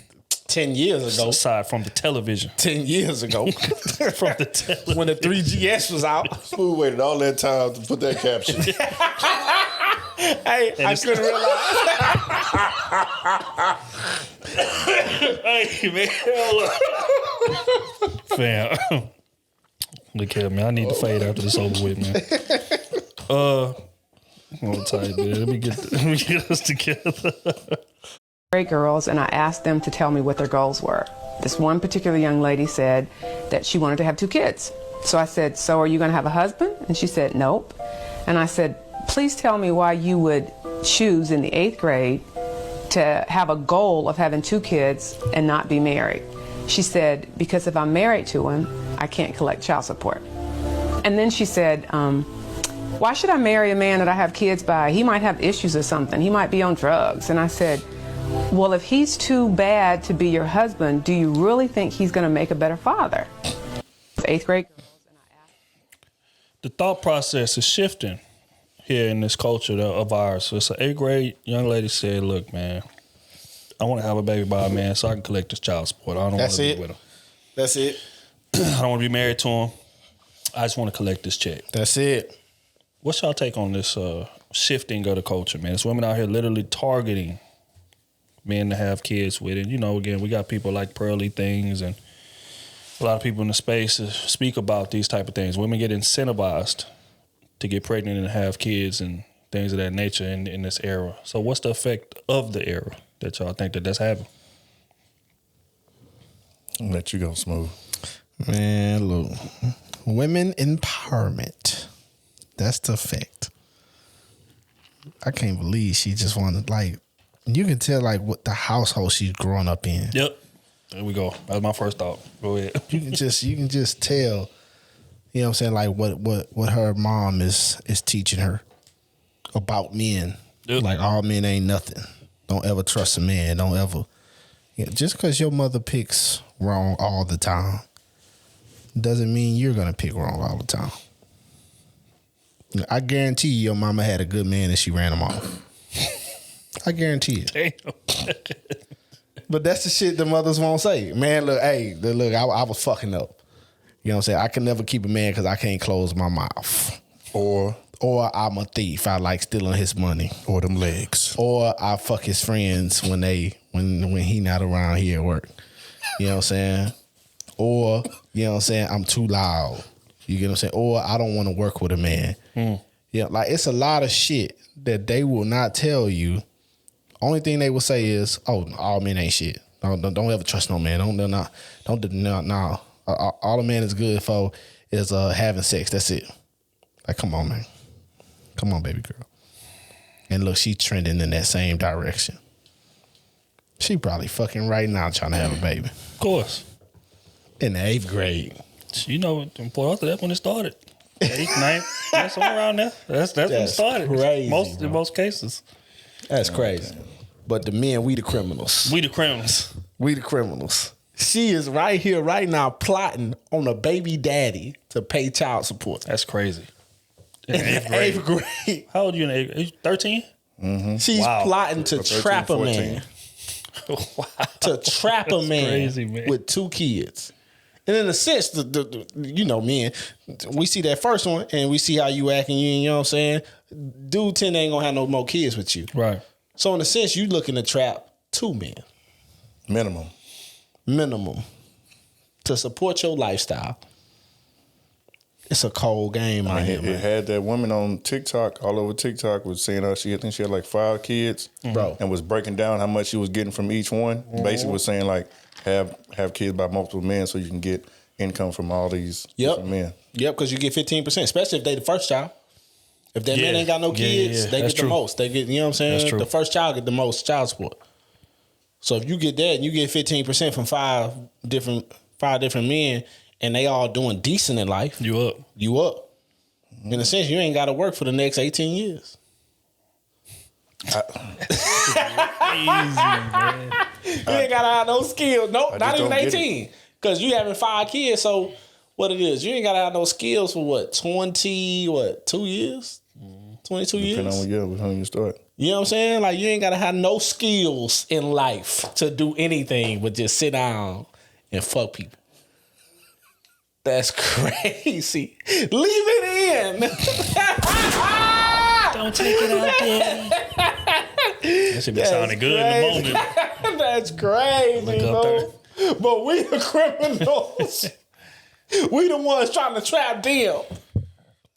That's crazy. Yeah, man, it's cold. It's cold-blooded out here. Oh, so thoughts on this, man? How is this shifting the culture? Like, is this indicative of what's coming? Or do you feel like this is an anomaly, man? It ain't really, it's a one-off. He say anomaly. I don't know, man. I mean, I think it's part of the culture. I don't think it's a huge part, but it's a significant amount. I think a lot of men think like that too. They would rather be single and raise a kid than have to deal with some BS or potentially deal with some BS. Like we were saying, like how we think if it's a baby mama, how she thinks she may be just off the perception.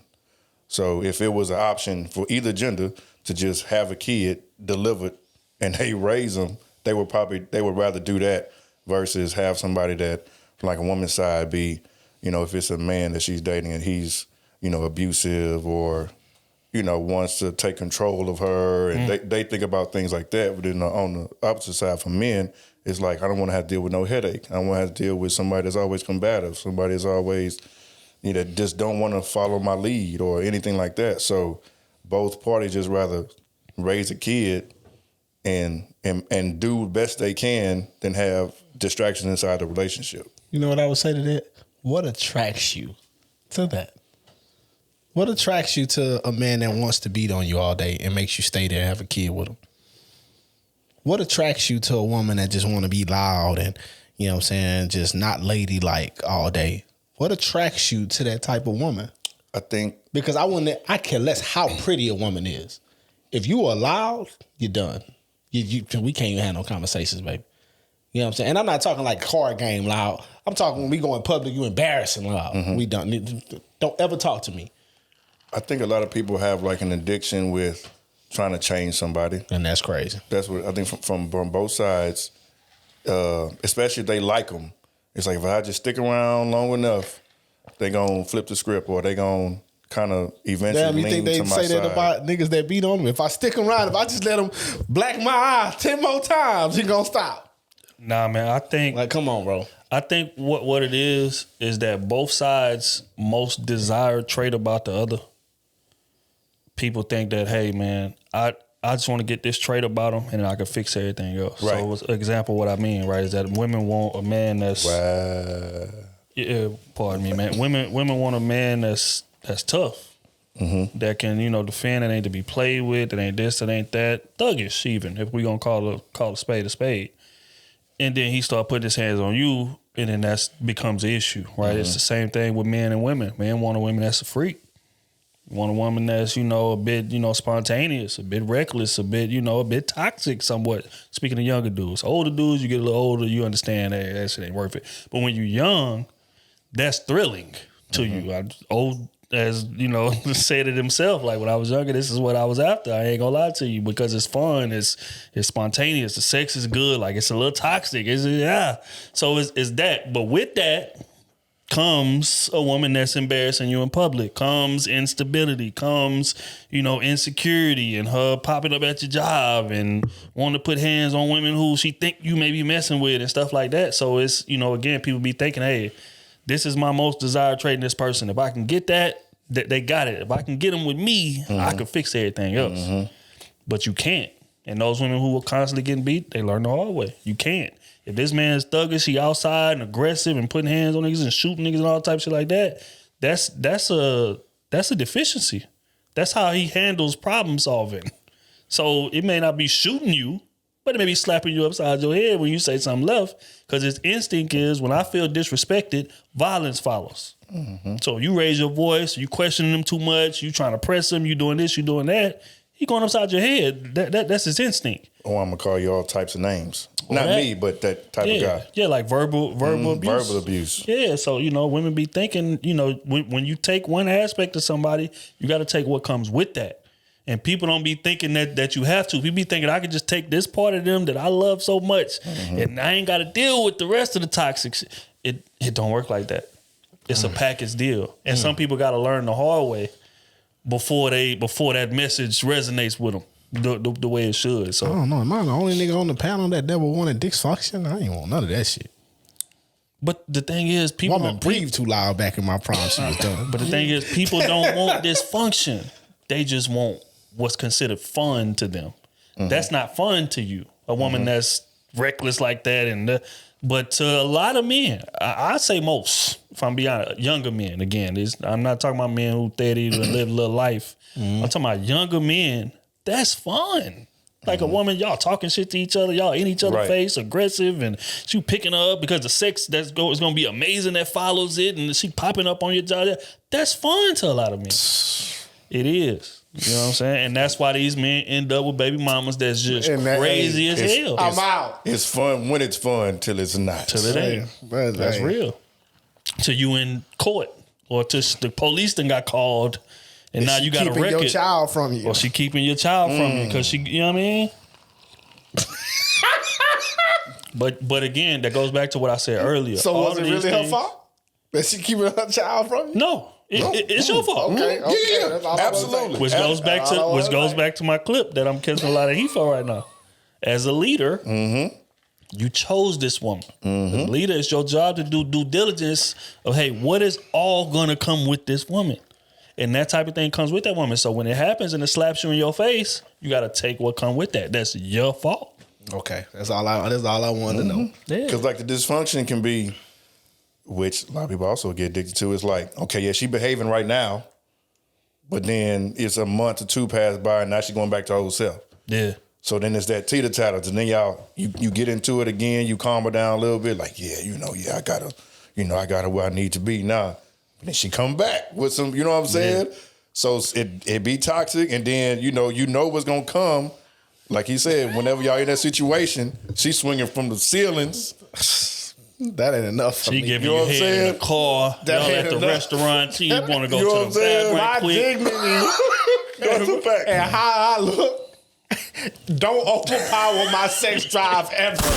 No, you're right. You're right. But again, you just matured early. A lot of dudes, it take a minute. We say it all the time, it takes something drastic a lot of times to remove somebody away from toxicity. You know what? Hey, man, this ain't me. Street dude, whatever. It take somebody going to jail to go do life to say, you know what, man, maybe I should think about go getting a job at the refinery, man, giving this shit up or whatever. It takes drastic things to get people away from toxicity. Bro, but you just was mature early in that aspect. That's crazy. Me too, for real, because I ain't never really liked that. I did have an interest in it, but I always seen the whole picture. Yeah. Right. And I knew what I was going to have to take on the back end of that, and I didn't want to plus it. I couldn't imagine a woman popping up at my job, bro. You get what I'm saying? I couldn't imagine a woman keying my car, bro. Busting my window. That's what be happening. You get what I'm saying? Like going through that. Like just, I'm cool. I like the regular arguments. You know what I'm saying? I'm the hey, sign me up for regular arguments, man. All that other shit, man. Nah, man. You know what I'm saying? All the toxic shit and putting water in gas tank and you know what I'm saying? Like see you at somewhere she think you ain't supposed to be. She hit your car with a brick or she come in and try to embarrass you. You on the business meeting. I'm cool, man. Yeah. But some men like that, like you said. That's facts. Some men like that. And then when they have a child with this person, they wonder why she ghost on you. You know what it is, though? It's now that I'm thinking about it. It ain't even so much that they like that dysfunction. They arrogant enough to think that they can tame it. That's what I'm saying. Yes. They arrogant enough to think that I can just take all of the great things I like about her and enjoy that. But if things get out of hand, I can put a stop to that. I can control that. I can get her back in line to being the person where I needed to be. But, that is a lesson. They going to be who they going to be. Lesson, man. They're going to always revert back to them normal selves. Yeah. Like, that's their comfort zone. Nah. They can't be submissive and quiet and non-argumentative. They can't. It's too long. Just something inside of it starts shaking. I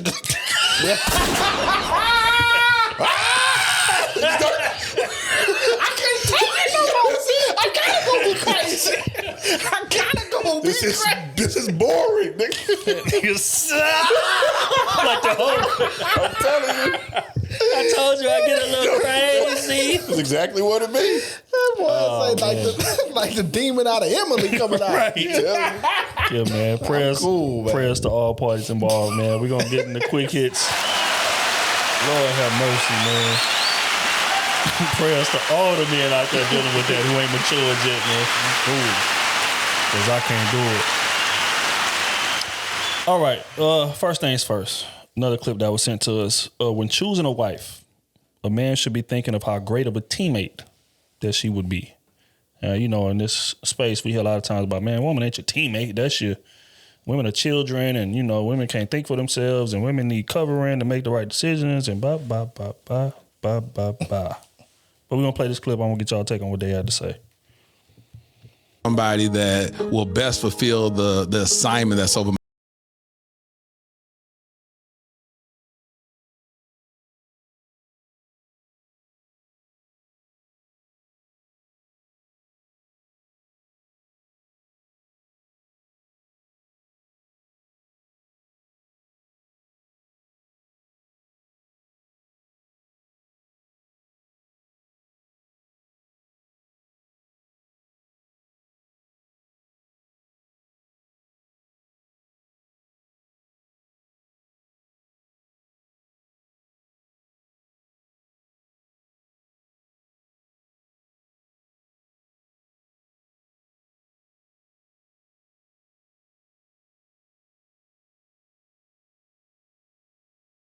Jesus, I want somebody.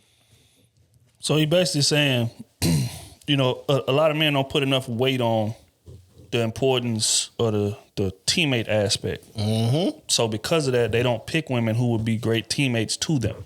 Mm-hmm. When that should be, you know, it should be way more weight put on that. What's your thoughts on that, man? Is your woman your teammate? Like, how important should that be prioritized when you choosing your mate? Her, you know, ability to be a teammate and build what y'all trying to build together. Smooth, you know, you married, so you got a lot of experience in the game. Hey, 10 years deep, baby. But yeah, man, that's... Hold on, wait. It's 10 years deep. About to be 11 years more, 16. A decade plus of marriage. So she be are they even married? Right. They were a decade plus of marriage. So I just wanted to get that out. They seen it all, been through it all, did it all, goddamn me, whatever you need, goddamn, but it ain't free. Mm-hmm. Anyways, yes, your partner is very important. Yeah, you know, helpmate is very, very important. It is your best attribute. It's going to be your greatest weapon, your greatest secret weapon. Goddamn me, your greatest counsel. Goddamn me.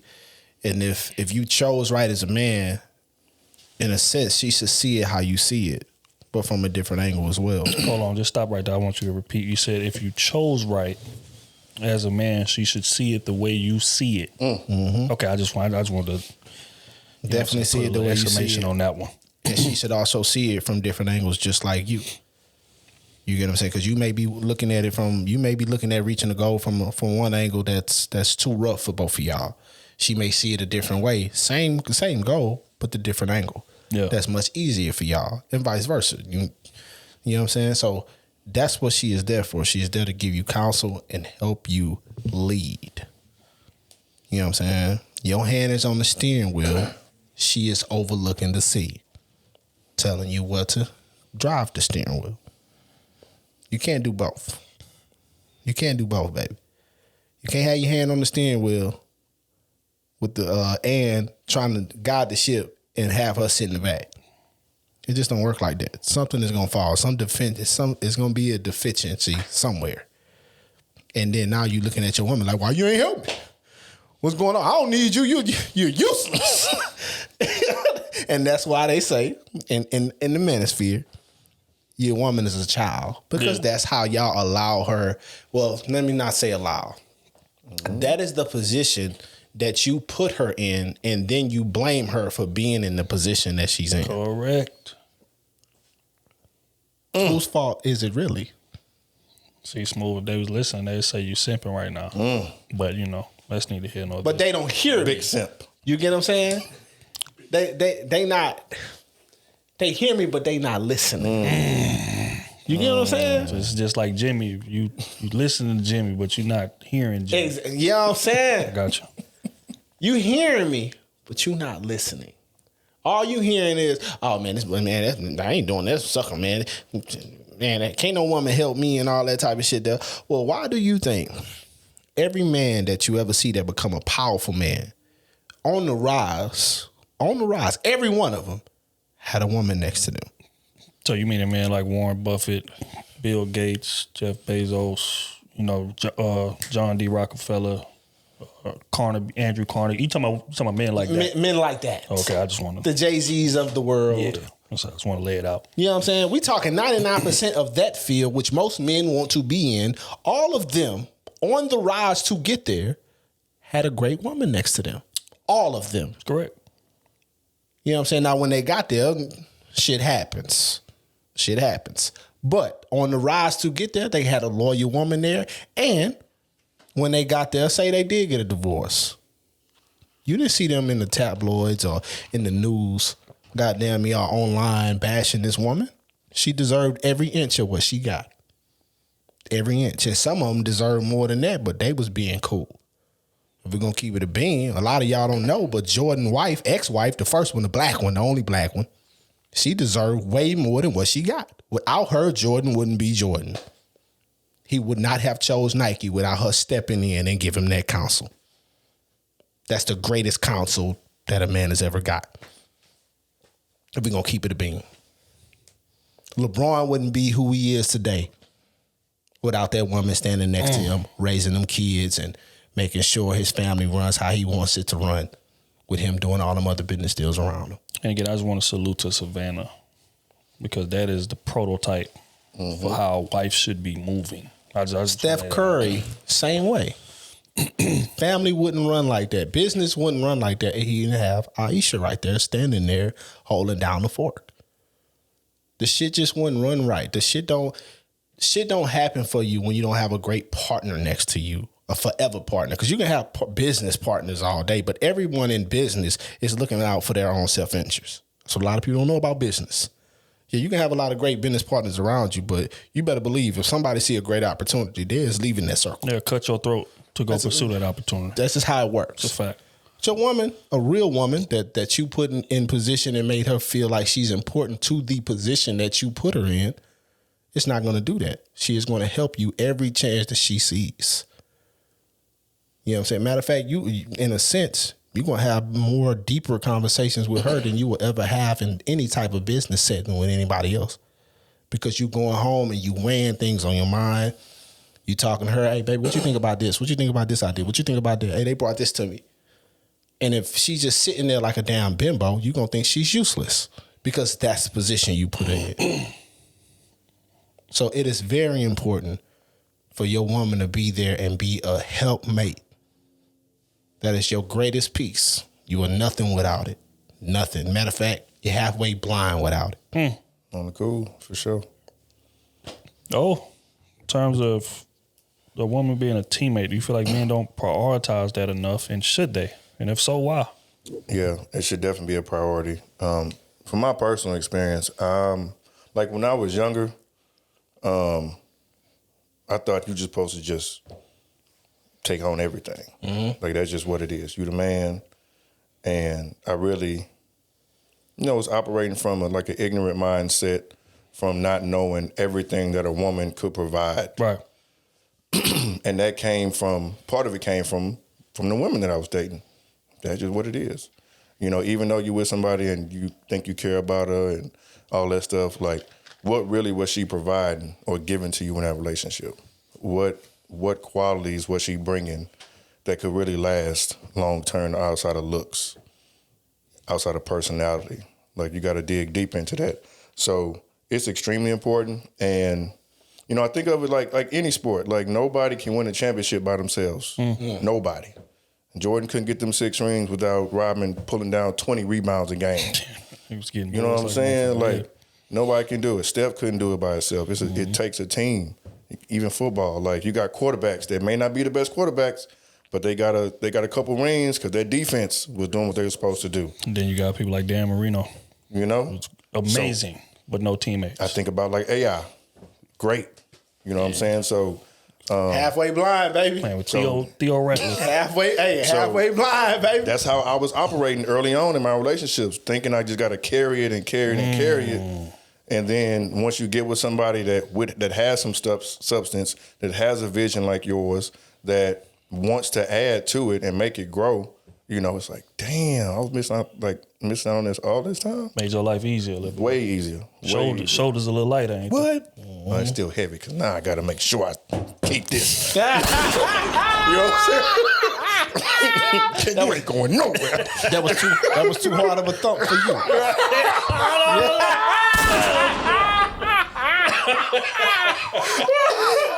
My man's more like.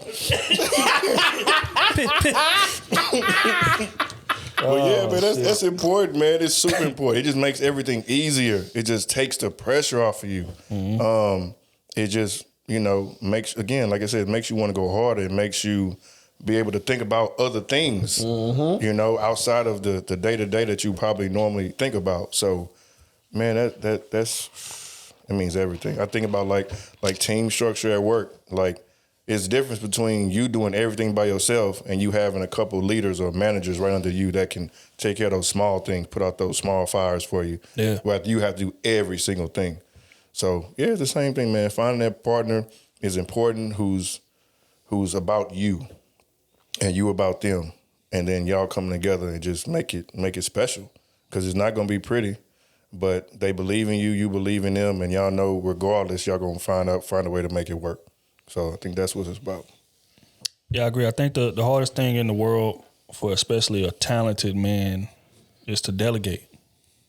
We feel like, man, look, especially like we done built it before we met her. Or we done reached some type of success before we met her. We feel like, man, I could do all this on my own. It's similar to Jordan getting to the Bulls in '84. It's like, man, I'm a dog. I'm coming out here, I'm dropping 40 every night. Can't none of y'all stop me. And sure, you can go out there and score 40, but you ain't gonna win the championship that way. You're not. You can beat your head up against the wall. You can score 50, 60 a game. As a matter of fact, other teams will let you score 50 and 60 a game, but your 50 and 60 and your teammates putting in 15 is 75 points compared to if we got 5 players over here scoring 20, we beating y'all every time. So your teammate, you know, is of the utmost importance. But again, you got to respect women that way. And I think a lot of men are not raised to respect women in that way. A lot of men feel like women are to be taken care of. And don't get me wrong, they are. But they can also provide valuable insight. Just like Smooth and is talking about. Because like I say all the time, women pay more attention to detail than a man ever will. That's how it's so easy for them to catch y'all cheating. That's how it's so easy for them to notice y'all patterns and when things change and when you think you finessing and she know the whole time what the hell going on. That's because women pay so much attention to detail. Men, we big picture oriented. So when we go into something, we think about the end goal. Hey man, what we trying to get? Okay, we trying to get 100,000. All right, man, we focus on 100,000. Okay, I know 2-3 routes, so we just gonna go hard in these 2-3 routes. To where a woman can come in and say, baby, it's actually 6 other ones that you can have working at the same time. You might need to look into this or look into that. She giving you that insight that you never even thought about. It's like, well, damn, baby, you're right. And it's easier for me to get to it that way. I was about to beat my head up against the wall with these 2 or 3 routes to get to that 100,000, but you done gave me a few other ones, so now I can, you know what I mean? So again, that insight is important. If you don't have a woman capable of doing that, you pick wrong. And that's why men are so scared of losing all their money, because just like Smooth said, you messing with bimbos. These women don't have valuable insight to add. These women don't have no investment. They going off of what's advantageous to them at the moment. And as soon as another situation that's advantageous comes up, they're going to leave your ass in the dust for that more advantageous situation. But when you have a woman that's invested in what you got going, she feels like if you lose, we lost. That's the difference. You can have, like I said, you can have 10 women on the roster, but if there's no investment in what it is that you're trying to build, you have nobody on your roster. They are more hurdles than they are assets to you. Liabilities. That's just what it is. You know what I'm saying? But when you got that one woman who, again, with that mindset, if my man lose, we lose. That's a different level of, asset to have. You know what I'm saying? She's going to make sure that you seeing all the angles. She's going to make sure that you're making the best decision. And that's not saying that you're incapable of it. But like I said, men are big picture oriented. So sometimes we'll overlook shit that may hurt us down the line, or overlook something that may cut our process down a couple years. We might have said we're going to get to that 100,000 in 5. She done presented us a scenario we can get there in 3. That's the difference.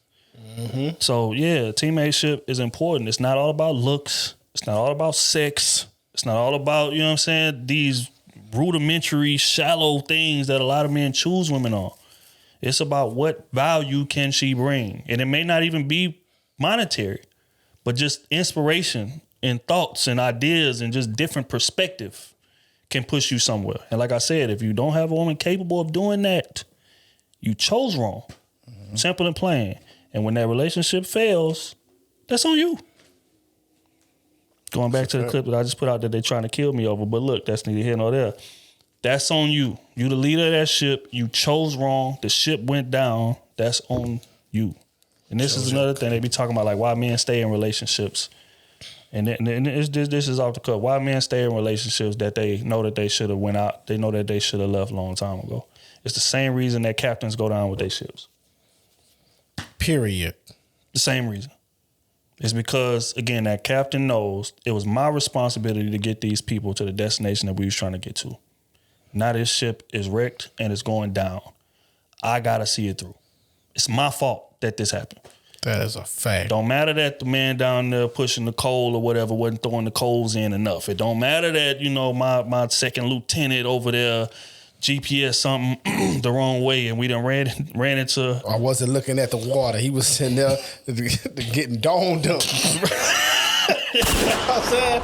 All that shit don't matter, dog. It don't matter. You know what I'm saying? The ship is going down. Who is the captain? Who they firing first? Who is the captain? So again, it's the same way in relationships. If the ship go down, as a man, we feel obligated to go down with the ship.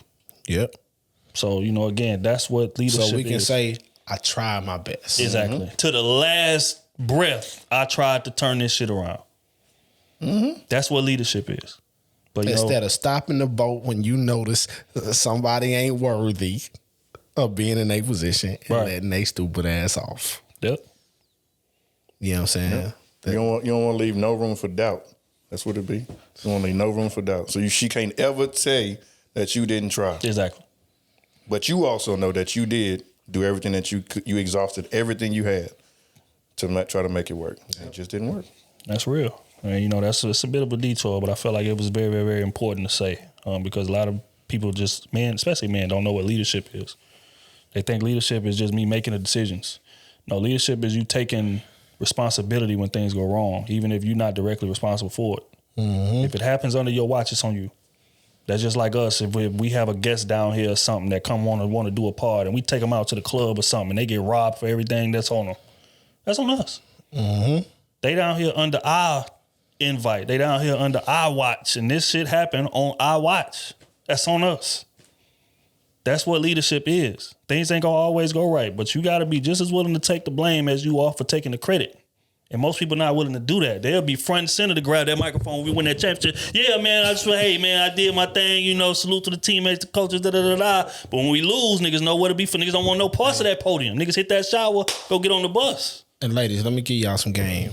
A real leader that you want is one that don't care about the credit. Right. A real leader, I don't care about the credit. You know what I'm saying? I care about where we going wrong at, where the ship is fucking up at.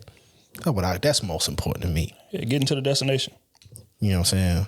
Because I don't want no hiccups. I don't want nothing to stop me. So if I can prevent it, let me handle that. All the accolades, man, put my woman front and center. Man, my lady did that. Or my son did that. You know what I'm saying? Like a real leader don't care about the accolades of I did it. Nah, we put the work in. We did this shit. That's what a real leader gonna say. Nah, we did it. Oh, nah, that was them over there. I know I'm responsible for people being in positions they in, but I don't care about that part. I care about how do I look in this equation, and most of all, how do we look? If we look amazing, I'm cool. If I got somebody looking off, we all gotta attack that. Because, hey, my name is on the line. Yeah. When you the leader, I can care less how it ends. I care less. Even if she was cheating, bro. Even if she was cheating, she was beating on you and all that. The number one thing everybody gonna say is, what you did? Why did she leave? Why did she divorce you? Why did you divorce her? They gonna look at you like you failed it. So you need to understand, I'm gonna get the blame regardless. I'm gonna get it regardless. But one thing you can live with is if I did everything I was supposed to do and it still failed, it was not my fault. I can live with the rest of that shit. But most of y'all, it be y'all fault. So that's why y'all can't live with it. That's just a fact. And I think also just another gem for the women watching, man, pay attention to the type of approval that matters to that man. Going back to what Smooth was saying, it's like, well, I don't care about taking the credit, But the thing is that you don't have to take the credit because the people who know. And those going to be the men with the similar mindsets, the successful leaders, things of that nature. They're going to be able to look at that situation and say, yeah, that wouldn't happen if that man wasn't there. Mm-hmm. That man is doing a hell of a job. And that type of approval is the only approval that matters. Everybody else is just on the outside looking in, don't know shit, ain't never had no leadership, no roles or no managerial roles. That's why I asked that earlier. Managerial roles, leadership roles, things of that nature. They don't even know what leadership look like. Mm-hmm. So you vying for their approval is a big ass red flag in terms of you. Mm-hmm. Again, real leaders don't care about that because the people who know. The people who know gonna be able to look at that relationship and say, yeah, That man wife is able to buy whatever she want. That man wife able to travel whenever she want. That man kids don't never go without. Bills is paid. Everything is this, that. That man's doing a hell of a fucking job. And that's the only approval that should matter. But, you know, it's a lot of men out here chasing everybody's approval.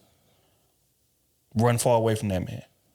Because that relationship is going to crash. Because I don't need none of y'all. That's just honest. But, all right, man, last one of quick hits. Britney Renner, man, we gotta respond to this situation. She was on Just Pearly Things, and she was speaking about, you know, having a bit of regret for the men that she gave access to her. I'm gonna play the clip. I want to get y'all take on, you know, how this whole thing done fell. I hate how I allowed myself to just be like used up by men. And that came from a lack of self-worth. I did not understand my value that I was born with. I didn't. And I gave, again, people look at sex differently, but sex is spiritual unification. At the end of the day, I don't care how you spin it. It's spiritual. For women. Okay, that's okay. Yeah, for women. Whatever. Yeah. Okay, fine. For women, it's spiritual unification. And people that I shared my body with, when I think about my list, it's repulsive because they didn't deserve it. But that was an outcome of me discounting my worth. And it's disgusting. I hate even having that spiritual tie in any type of way. But yeah, I would absolutely change sexually how I move around. There's some regret there. That was a nice loop, though. Yeah, in terms of who she, you know, gave her body to. You know, Britney Renner is infamous. She done wrote a book about celebrities that she done been with. She speaks oftentimes on social media about, you know, one of the relationships, her baby daddy, PJ Washington, and how that situation fell about. And, you know, she just represents the women who build a following on Instagram, get access to all these blue checks, and go crazy. And thinking that type of situation is going to last forever, thinking that these men have genuine interest in them, and then once they've run their course, this thought process typically ensues. So I just want to get your thought process on that cycle and, you know, any advice that you would give to these women in that aspect. Hey, the game is the game, baby.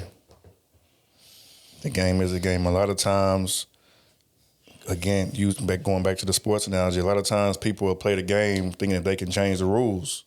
When you can't. The rules are the rules until, like, as a collective, like, perceptions change, like, overall, it's going to be what it's going to be. And you know, her knowing the influence that she had, and, you know, this is for the women who think this all about this sexual liberation and stuff like that. Like, a lot of them get to a point where it be like that, you know, or you are successful, but you wish you kind of did things differently because you thought it was going to last for a while when everything else drops. So, yeah, you just got to be careful. Like, there's nothing wrong with having fun. Nobody's saying don't go have fun and don't live your life. But when does that fun mindset shift into getting into something serious, into getting something that's going to last? Like, a lot of people like holding on to, like, candy, sweets, you know, but they don't want the meat and potatoes. They don't want the healthy shit, you know. So it's good, you know, for the time being. You know, go live it up. Go have your fun. Again, nobody's saying don't do those things, but just be careful and be selective and just move with a little more intent. That's all. Because you don't want to wait till it's too late and now you're looking back and being in a position that you don't want to be in. You know, looking back, you got 2-3 kids. This is male and female. Like, you got 2-3 kids, don't have a marriage yet. Like, that ain't success. That's holding you back. So and for her, it's gonna be hard for her to marry. It's gonna be hard for her to get a man for real, like a stable man, leadership. That's gonna take her serious. That's gonna take her serious. That she's interested in. That she's also interested. Yep. So make sure that That's just key. real shit. That's just real. Just, you know what I'm saying? Like, writing that book, I think, was the wrong play. There was money involved. That's the wrong play. You should have kept your mouth shut. You get what I'm saying? Moving discreet. Ladies, if you are fortunate enough to mess with a lot of these blue checks, athletes, entertainers, or, you know what I'm saying, somebody with some real big money, bro, these men love a woman that can be discreet, that can be a lady. You know what I'm saying? Even if it don't work, like, and y'all understand when you understand when you only a trophy. If you don't understand that, you're delusional. You know what I'm saying? Like, you understand when a man is treating you like a trophy. So smarten up. Get you some schooling or something, or start you a business or something. You know what I'm saying? Get this man to teach you how to take care of yourself. That way, you're not in that position. I'm pretty sure Britney Renner can take care of herself. You know what I'm saying? By writing the books and, you know what I'm saying, having the appearances and all that type of shit. But I don't see nothing business-wise from her. Not from what I've seen. Y'all ain't seen nothing in the news. Or something Not like yet. She just mentioned like starting a podcast and that was about it. that ain't even, for her, that's not business. You know what I'm saying? I'm talking like she done been around some people with some real bread. Right. Could have really, you know what I'm saying, Put her in finance and position. shit. You know what I'm saying? To get her to that level. I be wondering what they think about too. Like, are they just, because they got to be just enjoying the moment. That's Because it. if you with somebody like that, your next goal should be, who can I network with while I'm with these people and just get some connections. And ain't gotta be nothing serious. Just a simple relationship. You know he's a millionaire. He gonna have millionaire friends, or he gonna be around a millionaire circle. So somebody gonna have a business somewhere. Yeah. I need to sit down with them, pick their brain, get some type of insight. And then 10, 20, 30,000 to throw to a business for you. If he's dating you, you know what I'm saying, on that type of level, he talking to you, that money is nothing to a millionaire. 20, 30,000 start a business, cool. I'm not spending it on no bag. You get what I'm saying? It ain't something I'm tricking off on you in a sense. Motherfucker, I'm helping you empower yourself so you don't have to ask me for no money. Right. And men will be way willing to do that. Way more willing to do that way. Because that makes sense. Right. You know what I'm saying? Like, you got this building ready. Oh, you got these plans ready. Oh, damn, you serious? Oh, well, here. You good. You get what I'm saying? Now you got money that you didn't have to go to the bank and get a loan out. If shit do go bad, you ain't got to pay this money back. And he ain't going to look at you crazy because all men know when you in that position, all business don't work. Right. You know what I'm saying? May not be the right time, may not be the right location and all that. So you may have a man that may shoot twice with you with a business. And all these men she done ran into, you done had plenty of men that would have shot with you to have a business. Because I'm sure she got Birkin bags in that closet that's worth 50,000. You get what I'm saying? 30,000. Got shoes in there worth 7,000. Right. So that those men they'll willingly give that money to you if they see you trying to build something for us. So I don't understand like how these women be getting these type of men, but don't be thinking like this could be temporary for me. Because they stupid. Let me find something permanent. Let me get something permanent to take care of myself. Because we all know these men that put you in these apartments, give you these nice ass fly rides, but the moment you start talking to them, they want that apartment back. I need that car back. They be blinded by the light. And that ring back. I need all that. Appreciate it. Now you back at your friend house that you was putting off for this dude, and she looking at you crazy. Yep. Because you done burnt your bridges with your family. Like, that's a crazy feeling for these women, man. So I would say if you are pretty enough and you have that much access to them type of men, smarten up. Don't be no damn bimbo your whole life. Smarten up. Like, start you something. Like, put some of that money up. You know what I'm saying? For rainy days when shit like that do happen. Man give you 20, 30,000 in cash. Put half of that up. You know what I'm saying? Because that's not going to last. He ain't going to continue for the rest of your life to give you $20,000, $30,000 in cash. $10,000 in cash. Put that up. You know what I'm saying? Go start you a business. Go start you a trust or something. You know what I'm saying? Go get you a portfolio with a investment firm to try to move some of that money and make it work for you. That way, when you falling out of grace, when you falling out your prime of being young and really pretty, and you in your latter 30s, you touching your 40s, you're not stressing to just pick any man that's gonna take you. I'm telling you, bro, I think they got drug dealer syndrome. It's the same reason why, people ask drug dealers, damn, man, you making all that money, bro. Why you ain't invested none of that? Why you ain't get out the game? It's because when you in it, you think that money gonna keep coming, man. We just read up. I got 100,000. I got a new plug coming. That's gonna be another 100, 150. This money ain't never gonna stop. I don't have to do nothing smart with it. Wow, I could blow all this. I'm gonna get it right back next week. I got a shipment coming in. Like, it's that.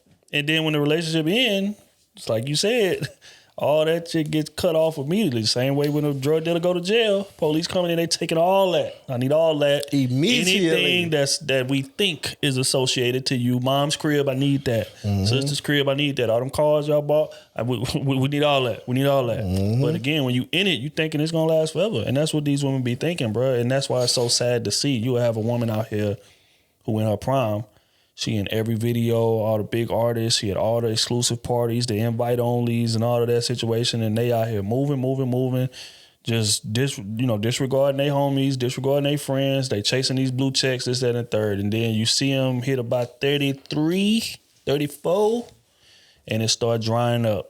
And now they chasing. They trying to just cling on to somebody, a SoundCloud rapper or a third string linebacker on an NFL team or a G League NBA player.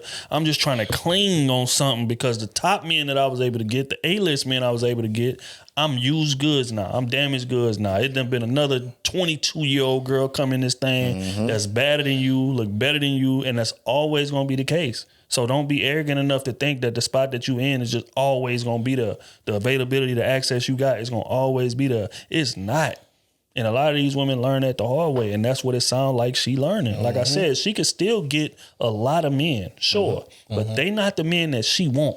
Because it's hard to go from having your choice of A-list celebrities back down to just regular individuals who may be a lawyer somewhere or who may be a damn regional manager somewhere. That is a drastic difference in lifestyle.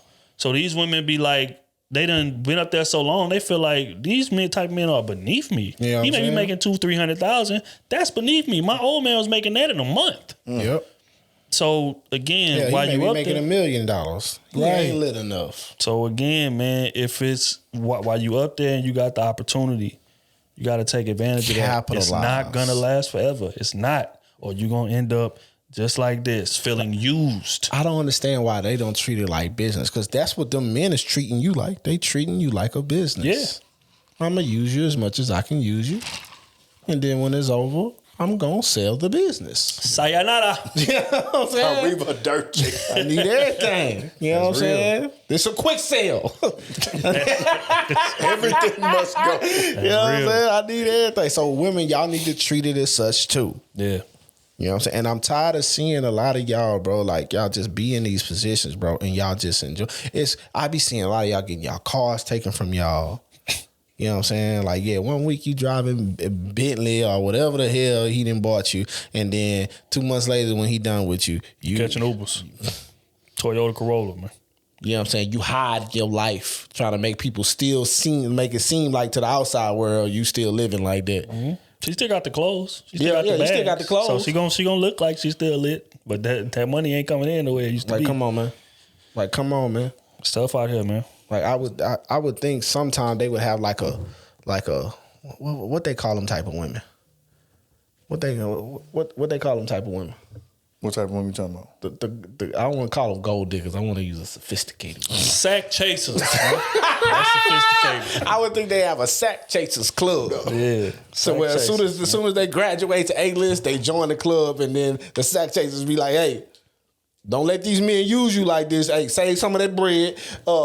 You need to be investing over here. You need y'all have a lawyer in the stands. You know what I'm saying? Hey, when you get here, go holler at this lawyer. He's gonna teach you how to take care of yourself and finesse one of these niggas. I got the phrase for you. It's hypergamy technicians. Hypergamy technicians. That's what they are, man. Like, come on, man. The phrase for you. That's real. Hypergamy technicians. Yeah. Y'all need to have y'all a lawyer and a committee on retainer. You gotta put that on a t-shirt. For real though. On a crop top. That's real, fool.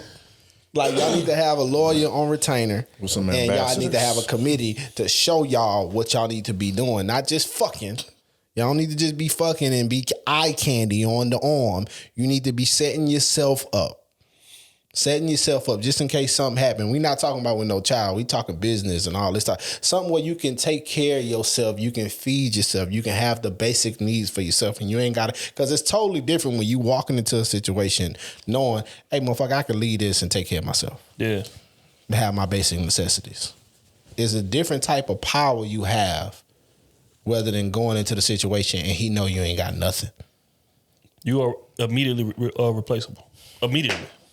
That's the thought process. Like you could be a dope woman, you could be cool as hell, but if you come in here with nothing and I got everything, you are replaceable. Period. Just like Lil Duval say, man, it's a fresh batch of women that graduate college every single year. Every year. Every semester. Bad as hell. Look better than you. It's always gonna be somebody look better than you. It's always gonna be somebody that's younger than you, that's more in shape than you, that's freakier than you, that's nasty than you, all that. So this is what you're competing with. So when you, again, come in these situations, you ain't carving out some kind of foundation for yourself. You run the risk, baby. You just like a changed tire. Tire blow out, we gonna change the tire, get rid of that tire. We ain't never seen that tire since we didn't change it, man. So start you a nightclub or something. Something you know something about. You know what I'm saying? Like, god damn. But look here, man. Prayers to all parties involved, man. We're gonna get into the advice column.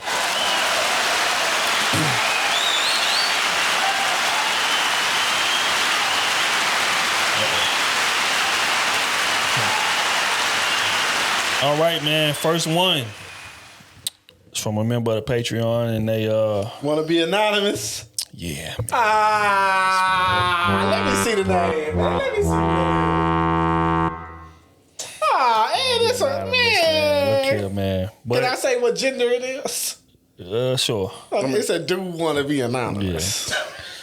But it's all good. Look here, man. We gonna respect the wishes.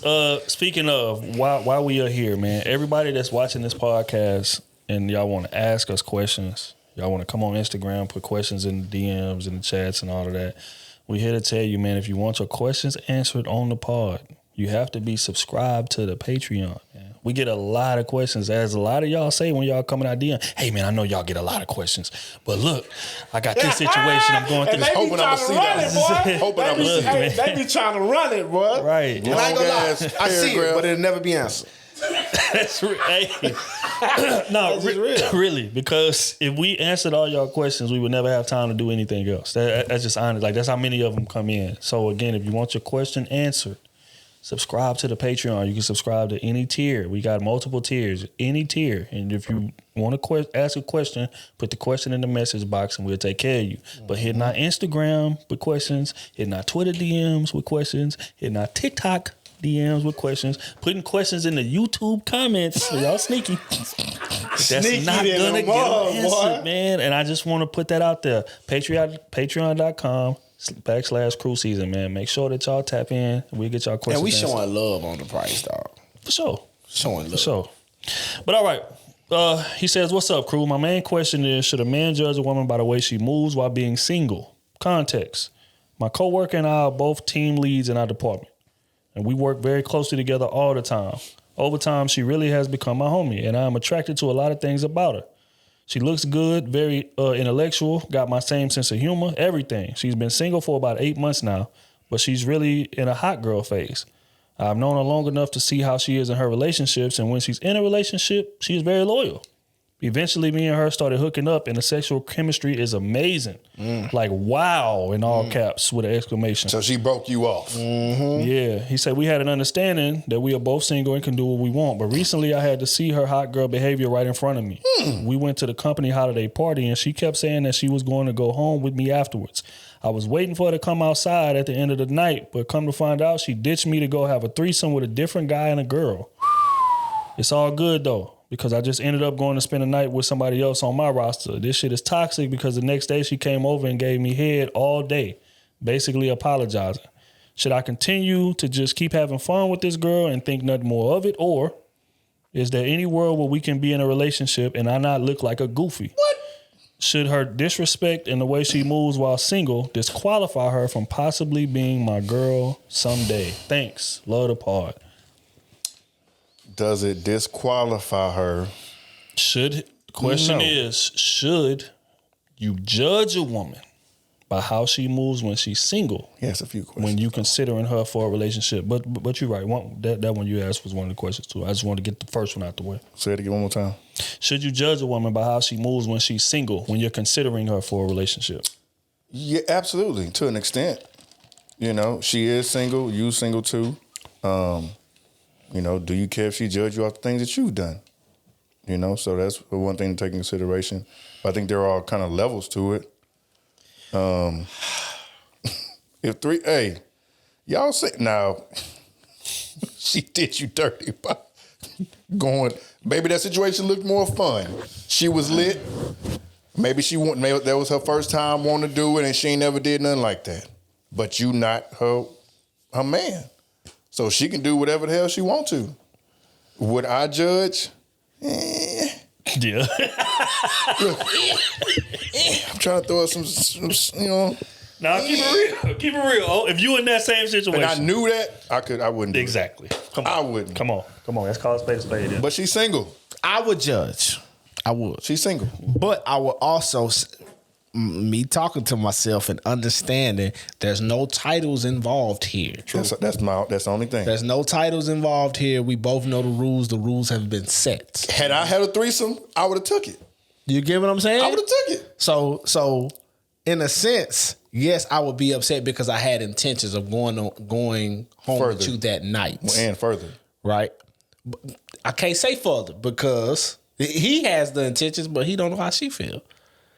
Because the rules are set. Mm-hmm. We not boyfriend and girlfriend. We just fucking. Sex was amazing. He caught feelings. You know what I'm saying?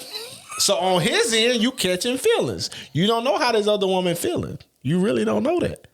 Because if we just keep it in the vein, if she was really feeling you like that, she would have. She'd have went home with you that night. She wouldn't have went did that. We gonna keep it a beam, regardless of the arrangement. Regardless of the arrangement, absolutely. She'd have went home with you. I agree. 1,000%. Agree. You know what I'm saying? But no rules are on the table. So yeah, you have a right to feel salty. Y'all having sex, and you know what I'm saying. Y'all got something a little there, but you also gotta understand. She's a single woman. Mm-hmm. She can do what the fuck she want to do. The rules are the rules. You know what I'm saying? And you got to ride. Now, on your end, if it was me, I'd have got payback. You did right that night by going to somebody else's house. But I'd have made it to where we went on a date and then I went somewhere else. Yeah. To make her feel how I felt. And then we would have knew where we stood.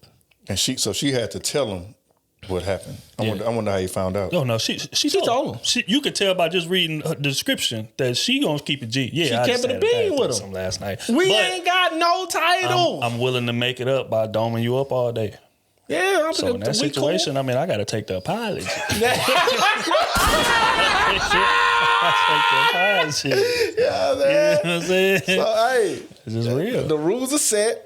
Hey, I'm petty, so I'd have got her back. That's just me. You may not be petty like that, but I'm petty. I'd have got her back. Me too. But if you're catching feelings, like you say you are, you need to have a conversation. It's real. Time for you to have a conversation because now that's a risk. You are emotionally involved. That's a risk. And it is a risk. It is. You may risk losing the ass that you're getting. But that's more important to clear your mind than you being salty every time she go do something. But I do want to add, he did say in there that when she was with somebody, she was loyal. She was loyal. True. That's exactly what he said. True. That's what he said. From what he saw. How can we know? How do we know? Outside looking in. A lot of women be seeming loyal. Yeah. That's true. Very true. Until you hit a nigga gal. Very true. So like, damn, this bitch, I can't believe she over here doing me up. I've never seen nothing like this on her socials, man. Hey, but that woman is skilled. You went from a threesome the night before with the Dover nigga up all day the next day. Skilled. She got a lot of stamina. So she take pride in her craft. Goddamn me. And you gotta hold on to situations like that. So you gotta put your feelings aside. But he in his feelings now. Because every time she go to do something, he gonna feel a way. That's true. Yeah. So he gotta have that conversation with her. Hey, look, I'm feeling this type of way about you for real. You know what I'm saying? Like, do you think? And if she say no and y'all keep it on the sex tip, you gotta lose them feelings some way. Or you gotta stay. If it's too much for you, you gotta go. You gotta step away, bro. Smooth. You in the situation. Does her behavior, how this whole thing unfolded, disqualify her from ever being your girl? How old are we? Damn, he didn't give an age. Let's see. 28. 28? No. I'm gonna let her ride. Damn. So she got a chance to be the man. Yeah. Ooh, that's what I'm saying. It's still not 21, 22? Nah, we done. What's 28? I done lived. You know what I'm saying? I understand. Like, I'm in this game too. I'm pressed. You gotta believe that. You ain't just fucking with somebody that ain't pressed. I'm pressing too, baby. You want to play? Like I said, I'm petty. I'm gonna make you feel the same way. We gonna go do something. You gonna think we going home? Nah, baby, I got something lined up at the crib. You know what I'm saying? You gotta go your way. You gonna feel? She gonna feel some type of way because you didn't wine and dine all day. Did he say he was waiting outside? Yes. Yeah. Oh, He said that. Boy, She was waiting I outside gotta and get she her never back. showed. She She left him dipped. high and dry. Yeah, I Left gotta him get her back. Left him Yeah. hanging, man. She went out like the side doors Yeah, she went through the back. twice. What? Oh boy, I gotta go through the back on her too. That's what I'm saying. Somebody Let me get the check, man. I got something lined up, like real disrespectful. Hey man, let me get the check, man. I got something at the house, man. You need Right a in front ride of- or you want me to call her? You know what I'm saying? For real shit. Why? Hey, pick her up too. Pick her up too. Hey baby, look, I'm gonna have to get you an Uber. You need a ride? You want me to call you an Uber? Because I got. I'm gonna have to I mean, get you an it's a Uber. little pressing. I told her I was gonna be Yeah. Hey, there. About 10, Cause I 15. need you to feel how I felt. Yeah, I'm petty. You're right. I am. We in the game. If we gonna be in the game, I can shoot too. so let me ask you this question. Uh-oh. The roles are flipped. Uh-huh. You get a threesome situation. Uh-huh. Are you going ghost or are you going home with the person If that I you like done her had talked about? enough, I wouldn't go do the threesome. If I like her enough, Ooh. I wouldn't go do With it. no title, no attachment, no nothing. Yeah. If I like her enough. Yeah, I got it. I hear you. But Red, look, look, Red, but come on, man. if it's a woman you go do care, it, man. if it's a woman you care about, like you for real, like you care about, Right. even though y'all don't have a title, you care about how she views you. You're not gonna go do that threesome. I care less what type of time you on. You're not gonna go do it. I'm not gonna tell her. You're not gonna tell her. You're not gonna tell her, but you, in a sense, you're gonna try to cushion the situation. You're gonna try to, hey, There we go. you gonna try to cushion the situation. Hey, man, I'm gonna take you to the crib. Yeah, I got and then something you to go gonna do. I got it. You know I what mean, I'm I give saying? it the full details. Yeah, I got something yeah. to take care of. I'm gonna take you. That's real. You're gonna be respectful with it. You're not gonna But go out she the left back him door. hanging You're not high and doing dry. it. That's Ain't no crazy. man that really like that woman for real ain't doing that. That's true. So for her to do that, this is telling you something. She don't view you like you view her. That's a fact. That's very true. That's a fact. So in a sense, I was wrong. You don't need to have a conversation. But hey, she gave you the conversation without telling you. But hey, Ooh. but hey, Uh-oh. you gonna be there. This situation ain't always gonna be there. Yeah, this is once in a lifetime. hey, and you But you got at least send her a text. Yeah, you got at least send a text. Yeah. you with for her sure. at an For event. sure. If you with her at an event, you're gonna at least take her home before That's you true. head there. That's true, very true. But see, wait, because I think it was a work event, Exactly. which You means at she a probably work came event. there herself. I came there myself. We didn't come as an item. Oh, they work together? Yes. Yeah, they work So together. that right there changes things. Oh, that changes a lot. Oh, no. Yeah, that right but there this- changes man, things. I'm going out the back. That changes a lot. Man, she don't owe you nothing, man. We work at the same place? Yes. Man, I'm out. I ain't come here with you. That's real. But see, again, that's what goes to show he getting in too deep. Yeah. That ass starting to Because come for too that much. to bother you under them circumstances means you in too deep. And they She gotta out see here her. moving according to the agreement. Mm-hmm. You moving like, hold on, baby. I mean, I know what we agreed to, but we done been kicking it. I mean, you couldn't at least give me a call. She don't owe you that. At all. She don't owe you nothing. Owe you that. Hey, they had me thrown off. Bro, you looking like a sucker, right? Ghosting was wild too. You looking I mean, like... After you Hey, been but she not ghosting him. Imagine, yeah, she did. But she did agree that to night. She agreed. She agreed to the she session. talking shit all night. She agreed to the Oh, session. she agreed to the session. She was Yes. talking shit all night. Yeah, Okay, when we she agreed get to the home, session. you know. Okay, That's my a bad. violation right there. Yeah. That's different. She got him on. If that was me, if the roles Rock reversed hard. and if it was me, At the party. I would have been. I would have been respectful. I would At the party. That's all I'm saying. He But like, but ooh. her hitting the back door on him. That's crazy. That's crazy. Nah. So yeah, to answer the question, that would disqualify her. Yeah. in my eyes. Yeah. Because now she a liar. Right. Because again, if we ain't no item, you ain't got no reason to lie to me. Exactly. You ain't got no reason. You know what I mean? You could have gave me that intel if we moving how we supposed to be moving. Okay, hey man, do you? I'm about to go. You know what I mean? But thank you for telling me early so I can set something else up. You see what I'm saying? Luckily he had something set up, but yeah. But prayers to all parties involved. To answer the question, man, keep it just sex. Because I can guarantee you, if you get in that relationship, I don't give a damn what you done seen beforehand. She gonna cheat on you. I wouldn't even say keep because it she don't value you. Or limit? Do you limit it? Just instead, like I mean, if she willing to come over there and dome me up all day, I'm not getting in the way of that. But I'm saying just in general, like just that constant. If you having sex 2, 3, 4 times a week, eventually you're gonna catch some feelings. Well, it ain't no event. He caught him. Yeah, that's what I'm saying. But what I'm saying is that it's nothing wrong with that. But you got to keep things in perspective. Absolutely. Because at the end of the day, you still getting access to her. And you getting access to the best part of her without all of the headaches. See, that's the thing. Niggas got to understand, like, when you really got to win on the low.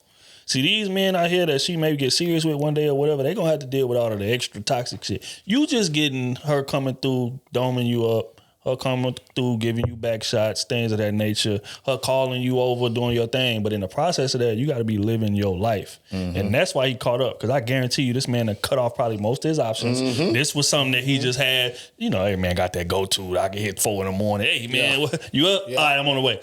That was what he had. But I'm sure he done cut off a lot of his serious options. Can't do that. Because he falling for it. He like, well, look, I'm trying to kick it with her more often, blah, blah, blah, blah, blah. But she done showed her hand. She look good. He's had personality. He know where she works. Make good money. Then on top of that, the sex is amazing. He said, that's what he said. Wow, in all caps with an exclamation. That's what my he said. boy, hook, line, sinker. Right. That's what he said. Wow, in all caps with an exclamation mark. My boy, you're in a bit of a pickle. A bit of a juxtaposition. But you got to navigate, man. You got to stay disciplined, bro. But look, man, we are praying for you, big dog. We gonna keep this thing moving. This next one is from Cam, Patreon. That's great. Okay, Cam.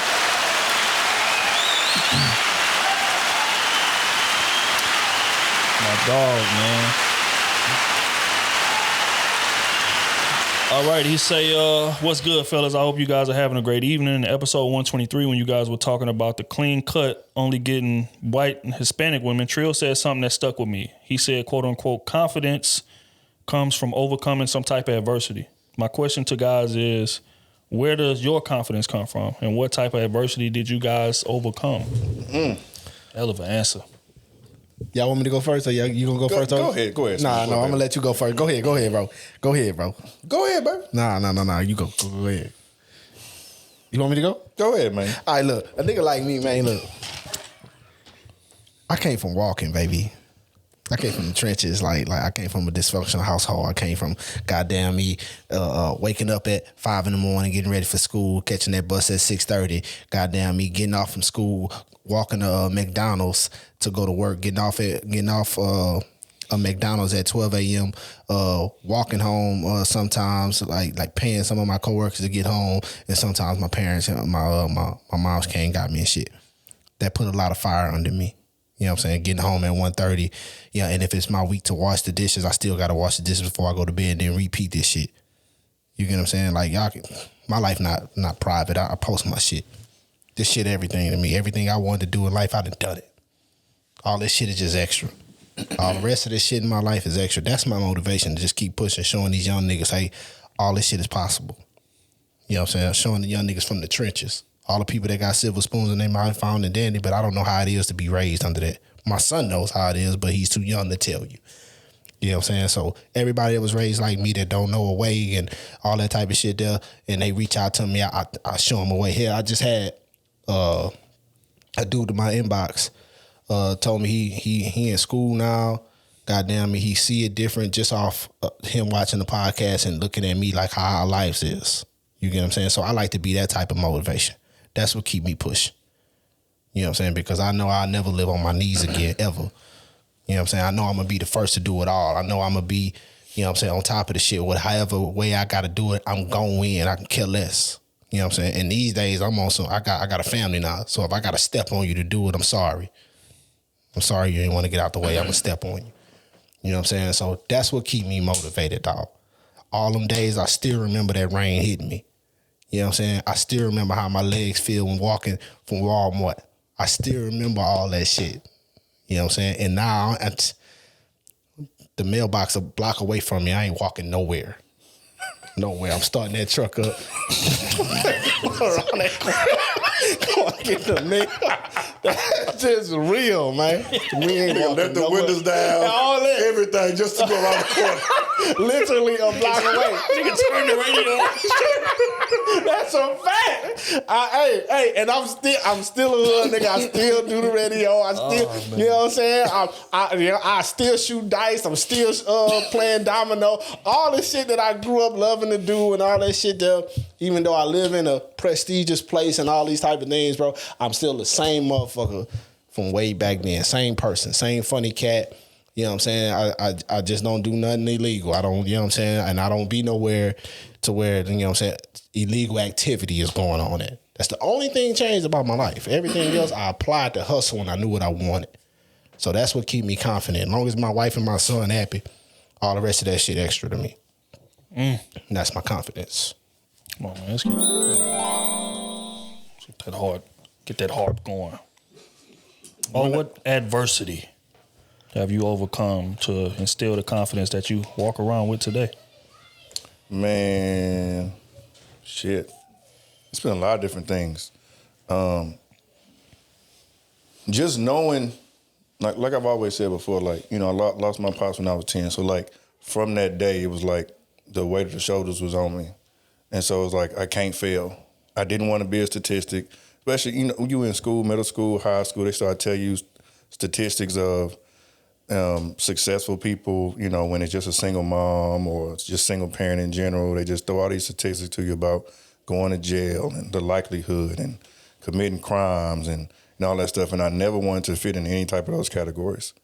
I always wanted to make my way, whether it was cool or not. I just had to remain confident in who I was and just to perform. Like, I think that's one thing that's always stuck with me since I was been a kid. I've always been me. Like, whatever that looked like, I can fit in almost any realm. Like, in high school, I remember sitting at the kids, because I went to a mixed school, so, like, it was a lot of white kids and a lot of just interracial kids, all type of stuff. So I'd be cool with a couple of the gothic kids. Like, we just have a conversation. They normal people, too. They just dress a different way. You know, fitting in with the theater arts kids. I was in the band, so I was cool with the band kids. I played football, so I was with the jocks too. So I just never limited myself and, you know, treat people like decent human beings. Right. And you're going to get the respect at the end of the day. Like, I like to joke. I like to have fun. Everybody likes to do that. So it makes things easier. And I had to move, you know, change environment. So At first it was trouble because I feel like I had to establish myself. I got in a lot of fights, you know, like middle school and stuff like that. But I was the new kid, you know, didn't go to elementary with a lot of the kids, so I was kind of new. And you were from Port Arthur, keep it a bean. I was from Port Arthur. I got picked on because the house we lived in, we had a stupid, you know, nice house. So, like, sometimes we get picked on for that, just for being in a better situation than other people. But it was like, but a lot of people didn't know that I had to take a big-ass L to get that.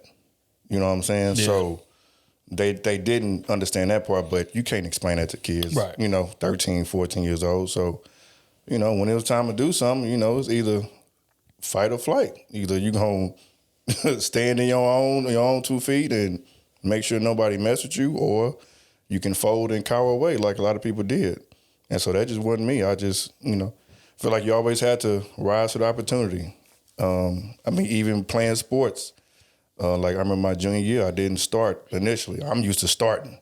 That's what it is. But now you're on varsity, and so things are a little bit different. So you got to go prove yourself. So it was things like that, just time and time again, just earning my spot, earning the respect, and continuing doing that. It just kind of goes into every other aspect of your life. So it's just being consistent and being confident, and just knowing, regardless, as long as you put in the work, as long as you staying consistent, the results are going to come eventually. It may not always be how you want it. It may not be shiny, but you're going to be good. And don't worry about outside, you know, perceptions, as long as you handling your business. People going to talk for you. You ain't got to do much talking. You ain't got to be cocky, nothing like that. It's just small whispers. I remember it was somebody that was talking to HB one time. They were trying to holler at HB. Well, it was a friend trying to holler at HB or whatever, and they said it was like, oh, he hang with AC and Madden. Oh, like, oh, he's solid then. Like, you know, so that's dope to hear when knowing there's somebody, you know, within a friend group or whatever, like they knowing the other people's their characteristics and who they are as a person. Like they automatically know that, okay, he's solid too if he with this group. Yeah. So and that's everything to me. Hey, very important. I'm sorry to cut you off, but my friendships are very important to me. Very important. I changed a lot of that shit in my senior year. Who I hung with, how I seen it. Goddamn me, how I talked it, how I walked it. You get what I'm saying? I changed a lot of that shit because I wanted to be different. The only way to be different, you change your environment. You put yourself against the wall. You don't ask for, in a sense, you don't ask for no help. Because when you start asking for help, you handicap yourself. See if you can figure it out first. If you can't figure it out, then you go ask for wisdom. You know what I'm saying? Don't just ask for help just because you can. If I'm asking for help, I'm really asking for the wisdom on how do you see it.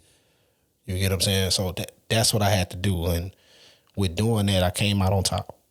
You know what I'm saying? Plus, what also motivated me, that what I didn't say, coming up in a household, I came in a household full of thieves. The only person that instilled for me was my older brother. You know what I'm saying? But I also came up in a household of people that didn't care what the fuck they said, how they wanted to say it, when they wanted to say it. I never wanted to be like that because that holds you back from good people and great opportunities and all that type of shit there because you don't know how to read the room. You know what I'm saying? I had to train myself to understand how to read the room. You know what I'm saying? Of course, when I meet my personality, I'm going to walk in, I'm going to say what's up. I'm going to know somebody in that motherfucker. But I'm also paying attention and reading the room. If the room calls for me to talk a lot, I will talk a lot. If the room calls for me to sit back and learn and all these other things, I will. You know what I'm saying? But a lot of people don't have that. Like, sad to say, a lot of my family members don't have that. When they come in the room, they're going to be loud. They're going to say what's on their mind. So if it's something that mess with them, they're going to be disrespectful. You know what I'm saying? That's not how you're supposed to live your life. So that also motivates me to do it different and see it different and to teach them, hey, if you do it this way, you'll get different results. Right? And some of my family members took my suggestions and shit that they thought they'd never see in 40 years, it came to them in 2 years. So I feel like I'm the one. I understand that. I take my position very seriously.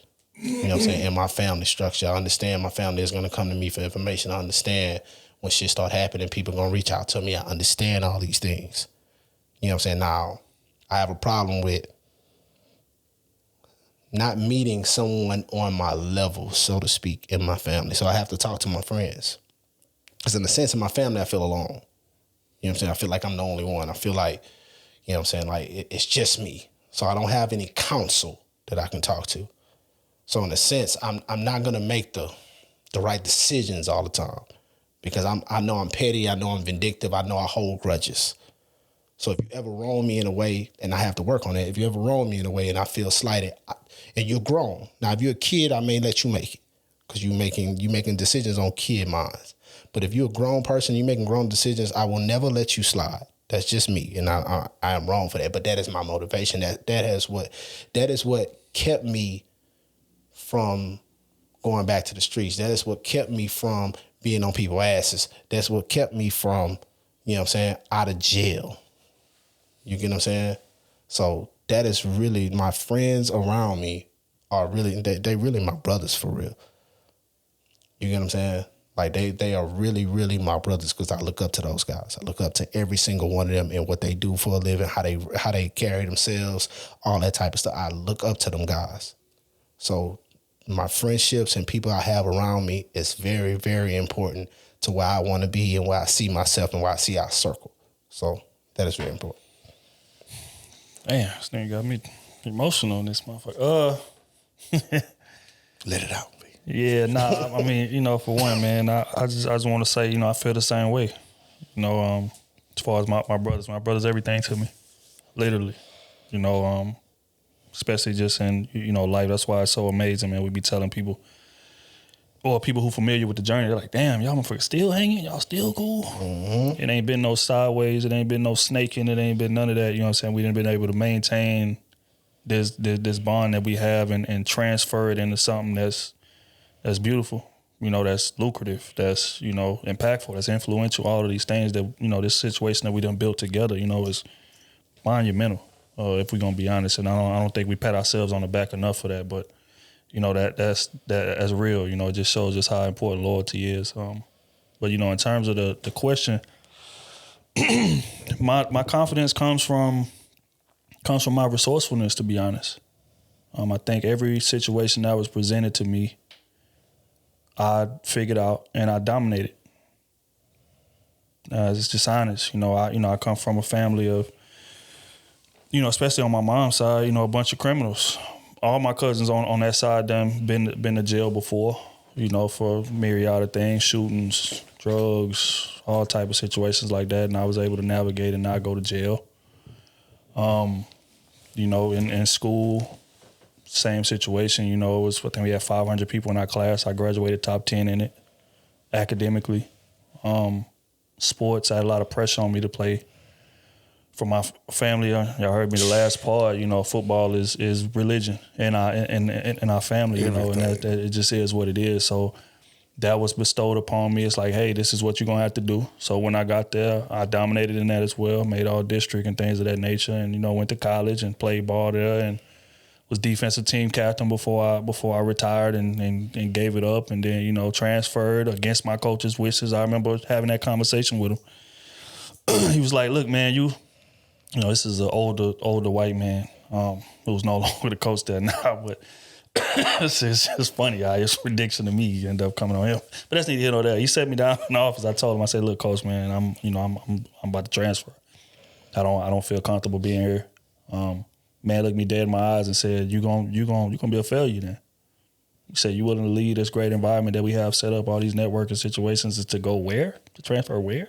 To that little school there? Like, man looked me in my face and said this. And I'm like, I say, yeah, you know, I just, you know, whatever, man. I feel like I done conquered everything that I had to conquer here. It's not fun being here no more. He said, well, you know, good luck with, you know, God damn it, what's the phrase he used? Slumming was the phrase. Good luck with slumming. He said, man, you're probably going to drop out of school and go work somewhere, get a regular job somewhere, do it, whatever the case may be. You know, it was an interesting conversation. And again, even then, I didn't get disrespectful. I wanted to reach across the table and slap the shit out of him. But I was able to hold my composure and say, you know what, man, hey, if that's how you feel, whatever, man. But hey, good luck to y'all. I'm out. And again, this is when I done locked down defensive team captain and all that shit, right?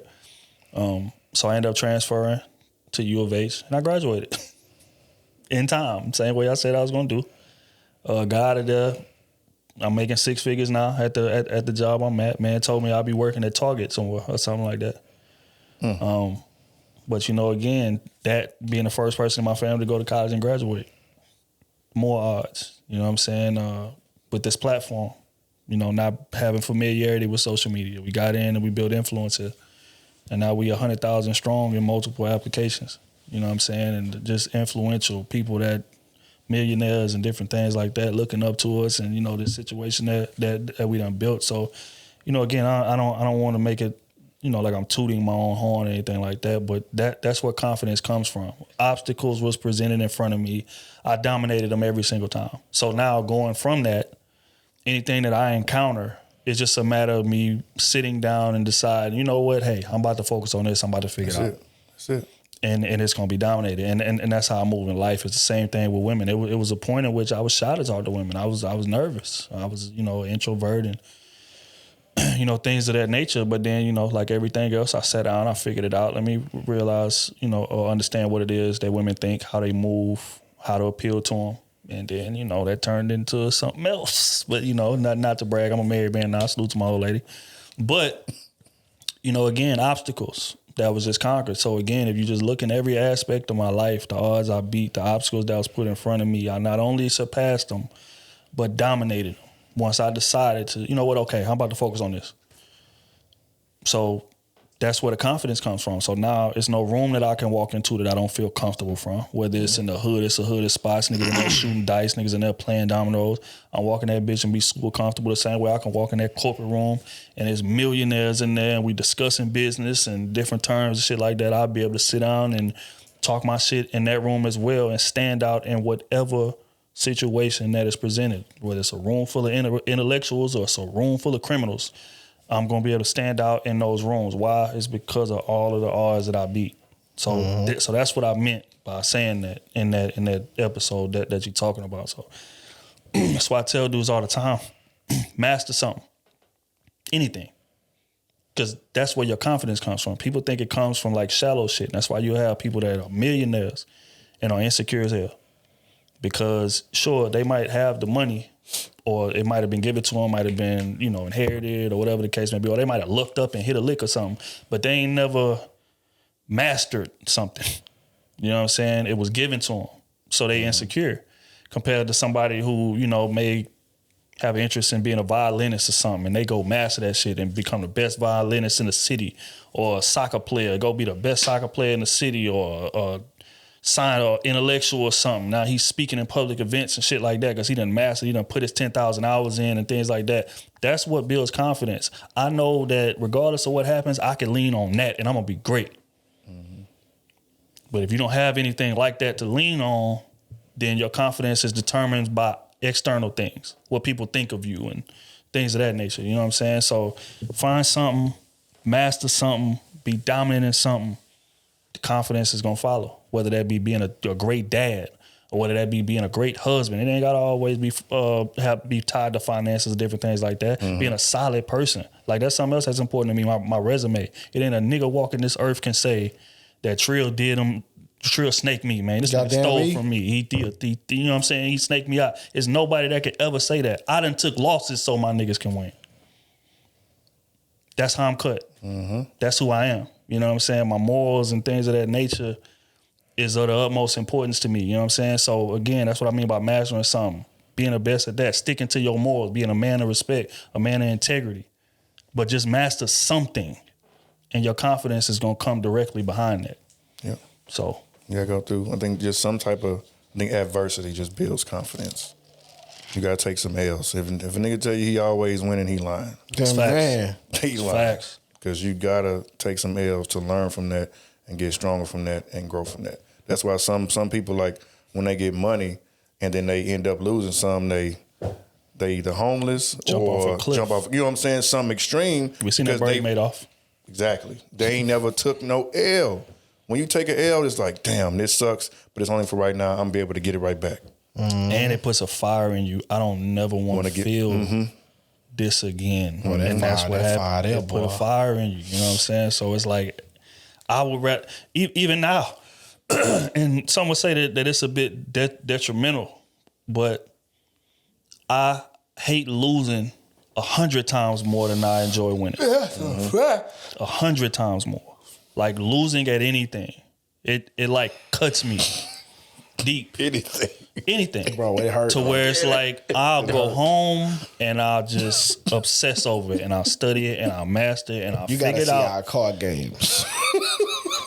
That's just real. You know don't no money be on the line. It's just straight passion. We be hurt. We be hurting that dude. It'd be the longest drive home. And don't let your partner be in there. Y'all going to the same crib, man. It's tough, man. It's tough. You told me you had 4. So you gotta, bro. You didn't even get 2. Like, I don't think people understand how competitive we really are, bro. Right. Like the losing, bro. It hurts. It hurts. It hurts. And the way we are, if we win, we gloating it. Yeah, we gonna talk shit. It's gonna be so it hurt even more. So yeah, right. Like, yeah, like, do you think I want to lose to somebody I don't fuck with? Right. Man, I've been in hurts you. That's real though. But again, it's a situation where steel sharpens steel, right? It's because we always competing with each other, but it's not malicious. It's healthy. Bro just got a new crib. Oh shit, okay. All right, I see what bro doing. Let me get on my shit. Bro's got a new car. Oh shit, okay. Motherfucker car. All right, let me get on my shit. But it's like it's a steel sharpen steel type of situation. Goddamn me. But it's like also at the end of the day, like once we form up in the fucking transformer neutron or whatever, we unstoppable. Clearly, y'all see the results. Yep. Y'all see what we doing. So again, and we ain't paying for shit. Hey, you understand me? We ain't restart for nothing. Hold on. Goddamn me. We ain't got no machine behind us. Goddamn me. We ain't got somebody that's co-signing us saying, hey, y'all should go check out this with a big name. To be honest with you, we not how big Houston is as far as media. We not even in a big market, baby. Nowhere close. We not even in a big market. So for all y'all that had the head start on us and getting the looks and you not doing the numbers and all that, I honestly hate y'all for real. Because you blowing your opportunity. Oh my God. Say I hate y'all. He burning all bridges. That's just real, dog. You know what I'm saying? Hey, I don't need the bridge regardless. You know why? We gonna build the bridge. We gonna build the bridge ourselves regardless. That's what we've been doing. Build the bridge over the bridge. You know what I'm saying? Because most people, bro, like I know, you know what I'm saying, people that's watching this, that's going to be watching this on YouTube when it premiere and listen to this, bro. Like, just really go look at y'all favorite podcasts outside of us, for real, for real. You know what I'm saying? Our favorite shows, because we're a show now at this point. We're a show. You get what I'm saying? Go look at your favorite show. Most of them only popping on 1 or 2 platforms. Most of them. We're popping damn near everywhere we put our name at. That's just a fact. That's undeniable. That's undeniable for us. And we doing all that with no help, no blue checks, none of that. They still denying our blue checks. That's just a fact. Like, nobody else can say that without any help. Without nothing, bro. We're dominating on every platform that we are on. The only one we ain't dominating on right now is Facebook, and even they starting to share it and comment and all that type of stuff. But you better believe by the end of the year, that'll be another platform. I tell you what, just for context, right? When we, because again, we just started trying to take Facebook serious probably like 3 weeks ago, right? When we first got on there, our interactions was at like, I think it's like 700 interactions per month, or engagements per month. Now it's like 30,000. So give about 6 months. You know what I'm saying? Like, come on, man. You're gonna see a little shift over there as well. And we way over here in Houston, Texas. We not in the Atlantas where a lot of these big people at. We not in LA where a lot of these in New Yorks. You know what I'm saying? We not in these places, bro, where they got a lot of people around and people can collab with big names and all these type of things. You can pay certain people to come through your stuff, bro. Like, in order for us to do stuff for real, we have to travel. We have to travel to have people on our stuff, bro. You know what I'm saying? And if they come in here, we have to have, like, they have to have the time and we have to have the time as well. Do you know how hard it is for all 4 of us to have the time, plus the other person to have the time for us to sit down and us to rent out a studio or something to shoot something? And we still dominating. We not just winning, we dominate. Talk that talk. Talk every these niggas. Nah, but really though, I think it's, you know, again, I don't have to toot our own horn, things of that nature, but it's 370,000 on TikTok.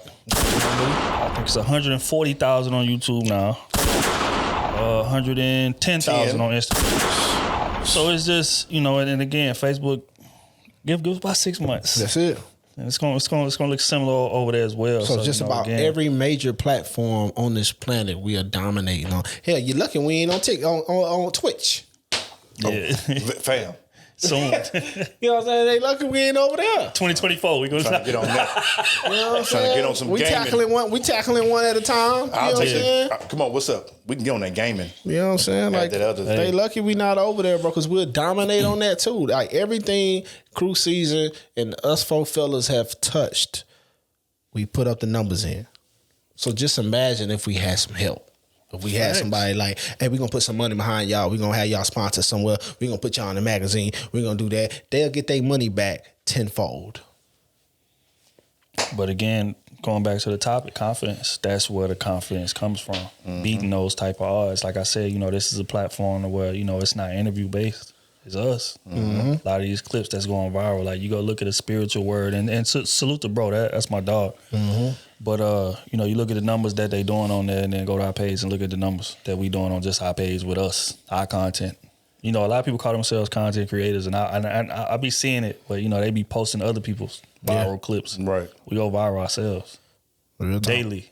You know what I'm saying? So it's a situation where those odds that you beat, like it instills a different kind of confidence. Like I got the utmost, you know, faith in my niggas regardless of the environment. I said I was gonna stop saying that word. I got the most faith in my guys.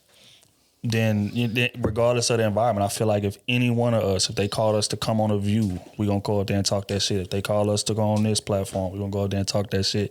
Whether it's intellectuals, whether it's just regular motherfuckers like us or just chilling, like we gonna go there and we gonna stand out. Everybody's gonna stand out. Because again, steel sharp and steel. And we done built this thing up literally from the ground ourselves. So it's not a situation that we're gonna walk into and feel overwhelmed in, especially in regard to this that we discuss in topics of this nature. But that's where confidence comes from. That was built. It's years into this shit. So build something, master something. Confidence will soon follow. Years. But on that note, man, we're gonna wrap this thing up, man. It's been a hell of an episode, man. I appreciate everybody for tapping in with us, man. First and foremost, man, salute to our Patreon. Damn me. First and foremost, you understand me? Salute to the Crusader Nation on YouTube. Salute to the Instagram going crazy. Goddamn me. YouTube going crazy again. You know what I'm saying? We about to, y'all about to see a little uptick in that, real soon. It's going to look similar to how it looked a couple months ago. But that's neither here nor there. These things are coming. Just stay tuned. Facebook coming along as well. So, I just want to salute everybody for showing us love on all them platforms, man. And, again, we're going to keep content coming. We're going to keep merch coming. Y'all see this T-shirt that I got on? This will be available by the time this podcast drops. I just got to take the picture and put it on the website. We already got it here. I just hadn't got around to it. But that's going to probably happen today.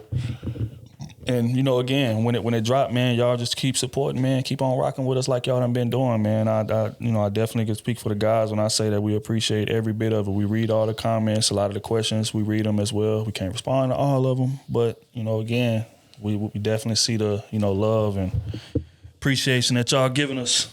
We got some more. We got another live segment coming, too, when we iron everything out. Oh, yeah. Hey, again, man, 2023, man, is going to be the year of, just shifting.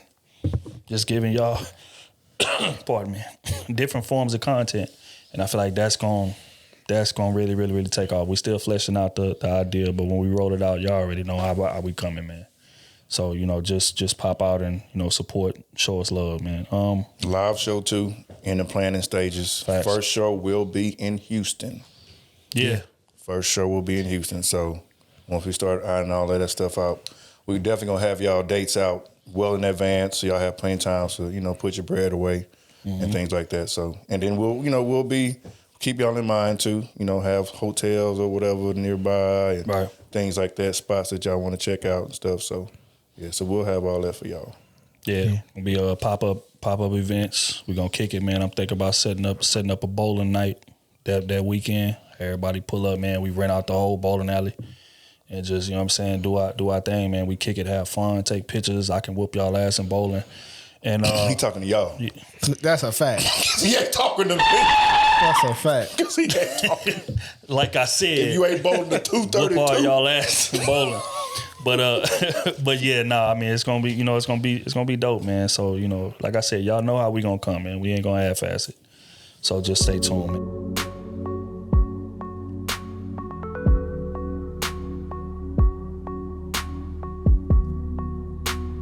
She was just there for the season.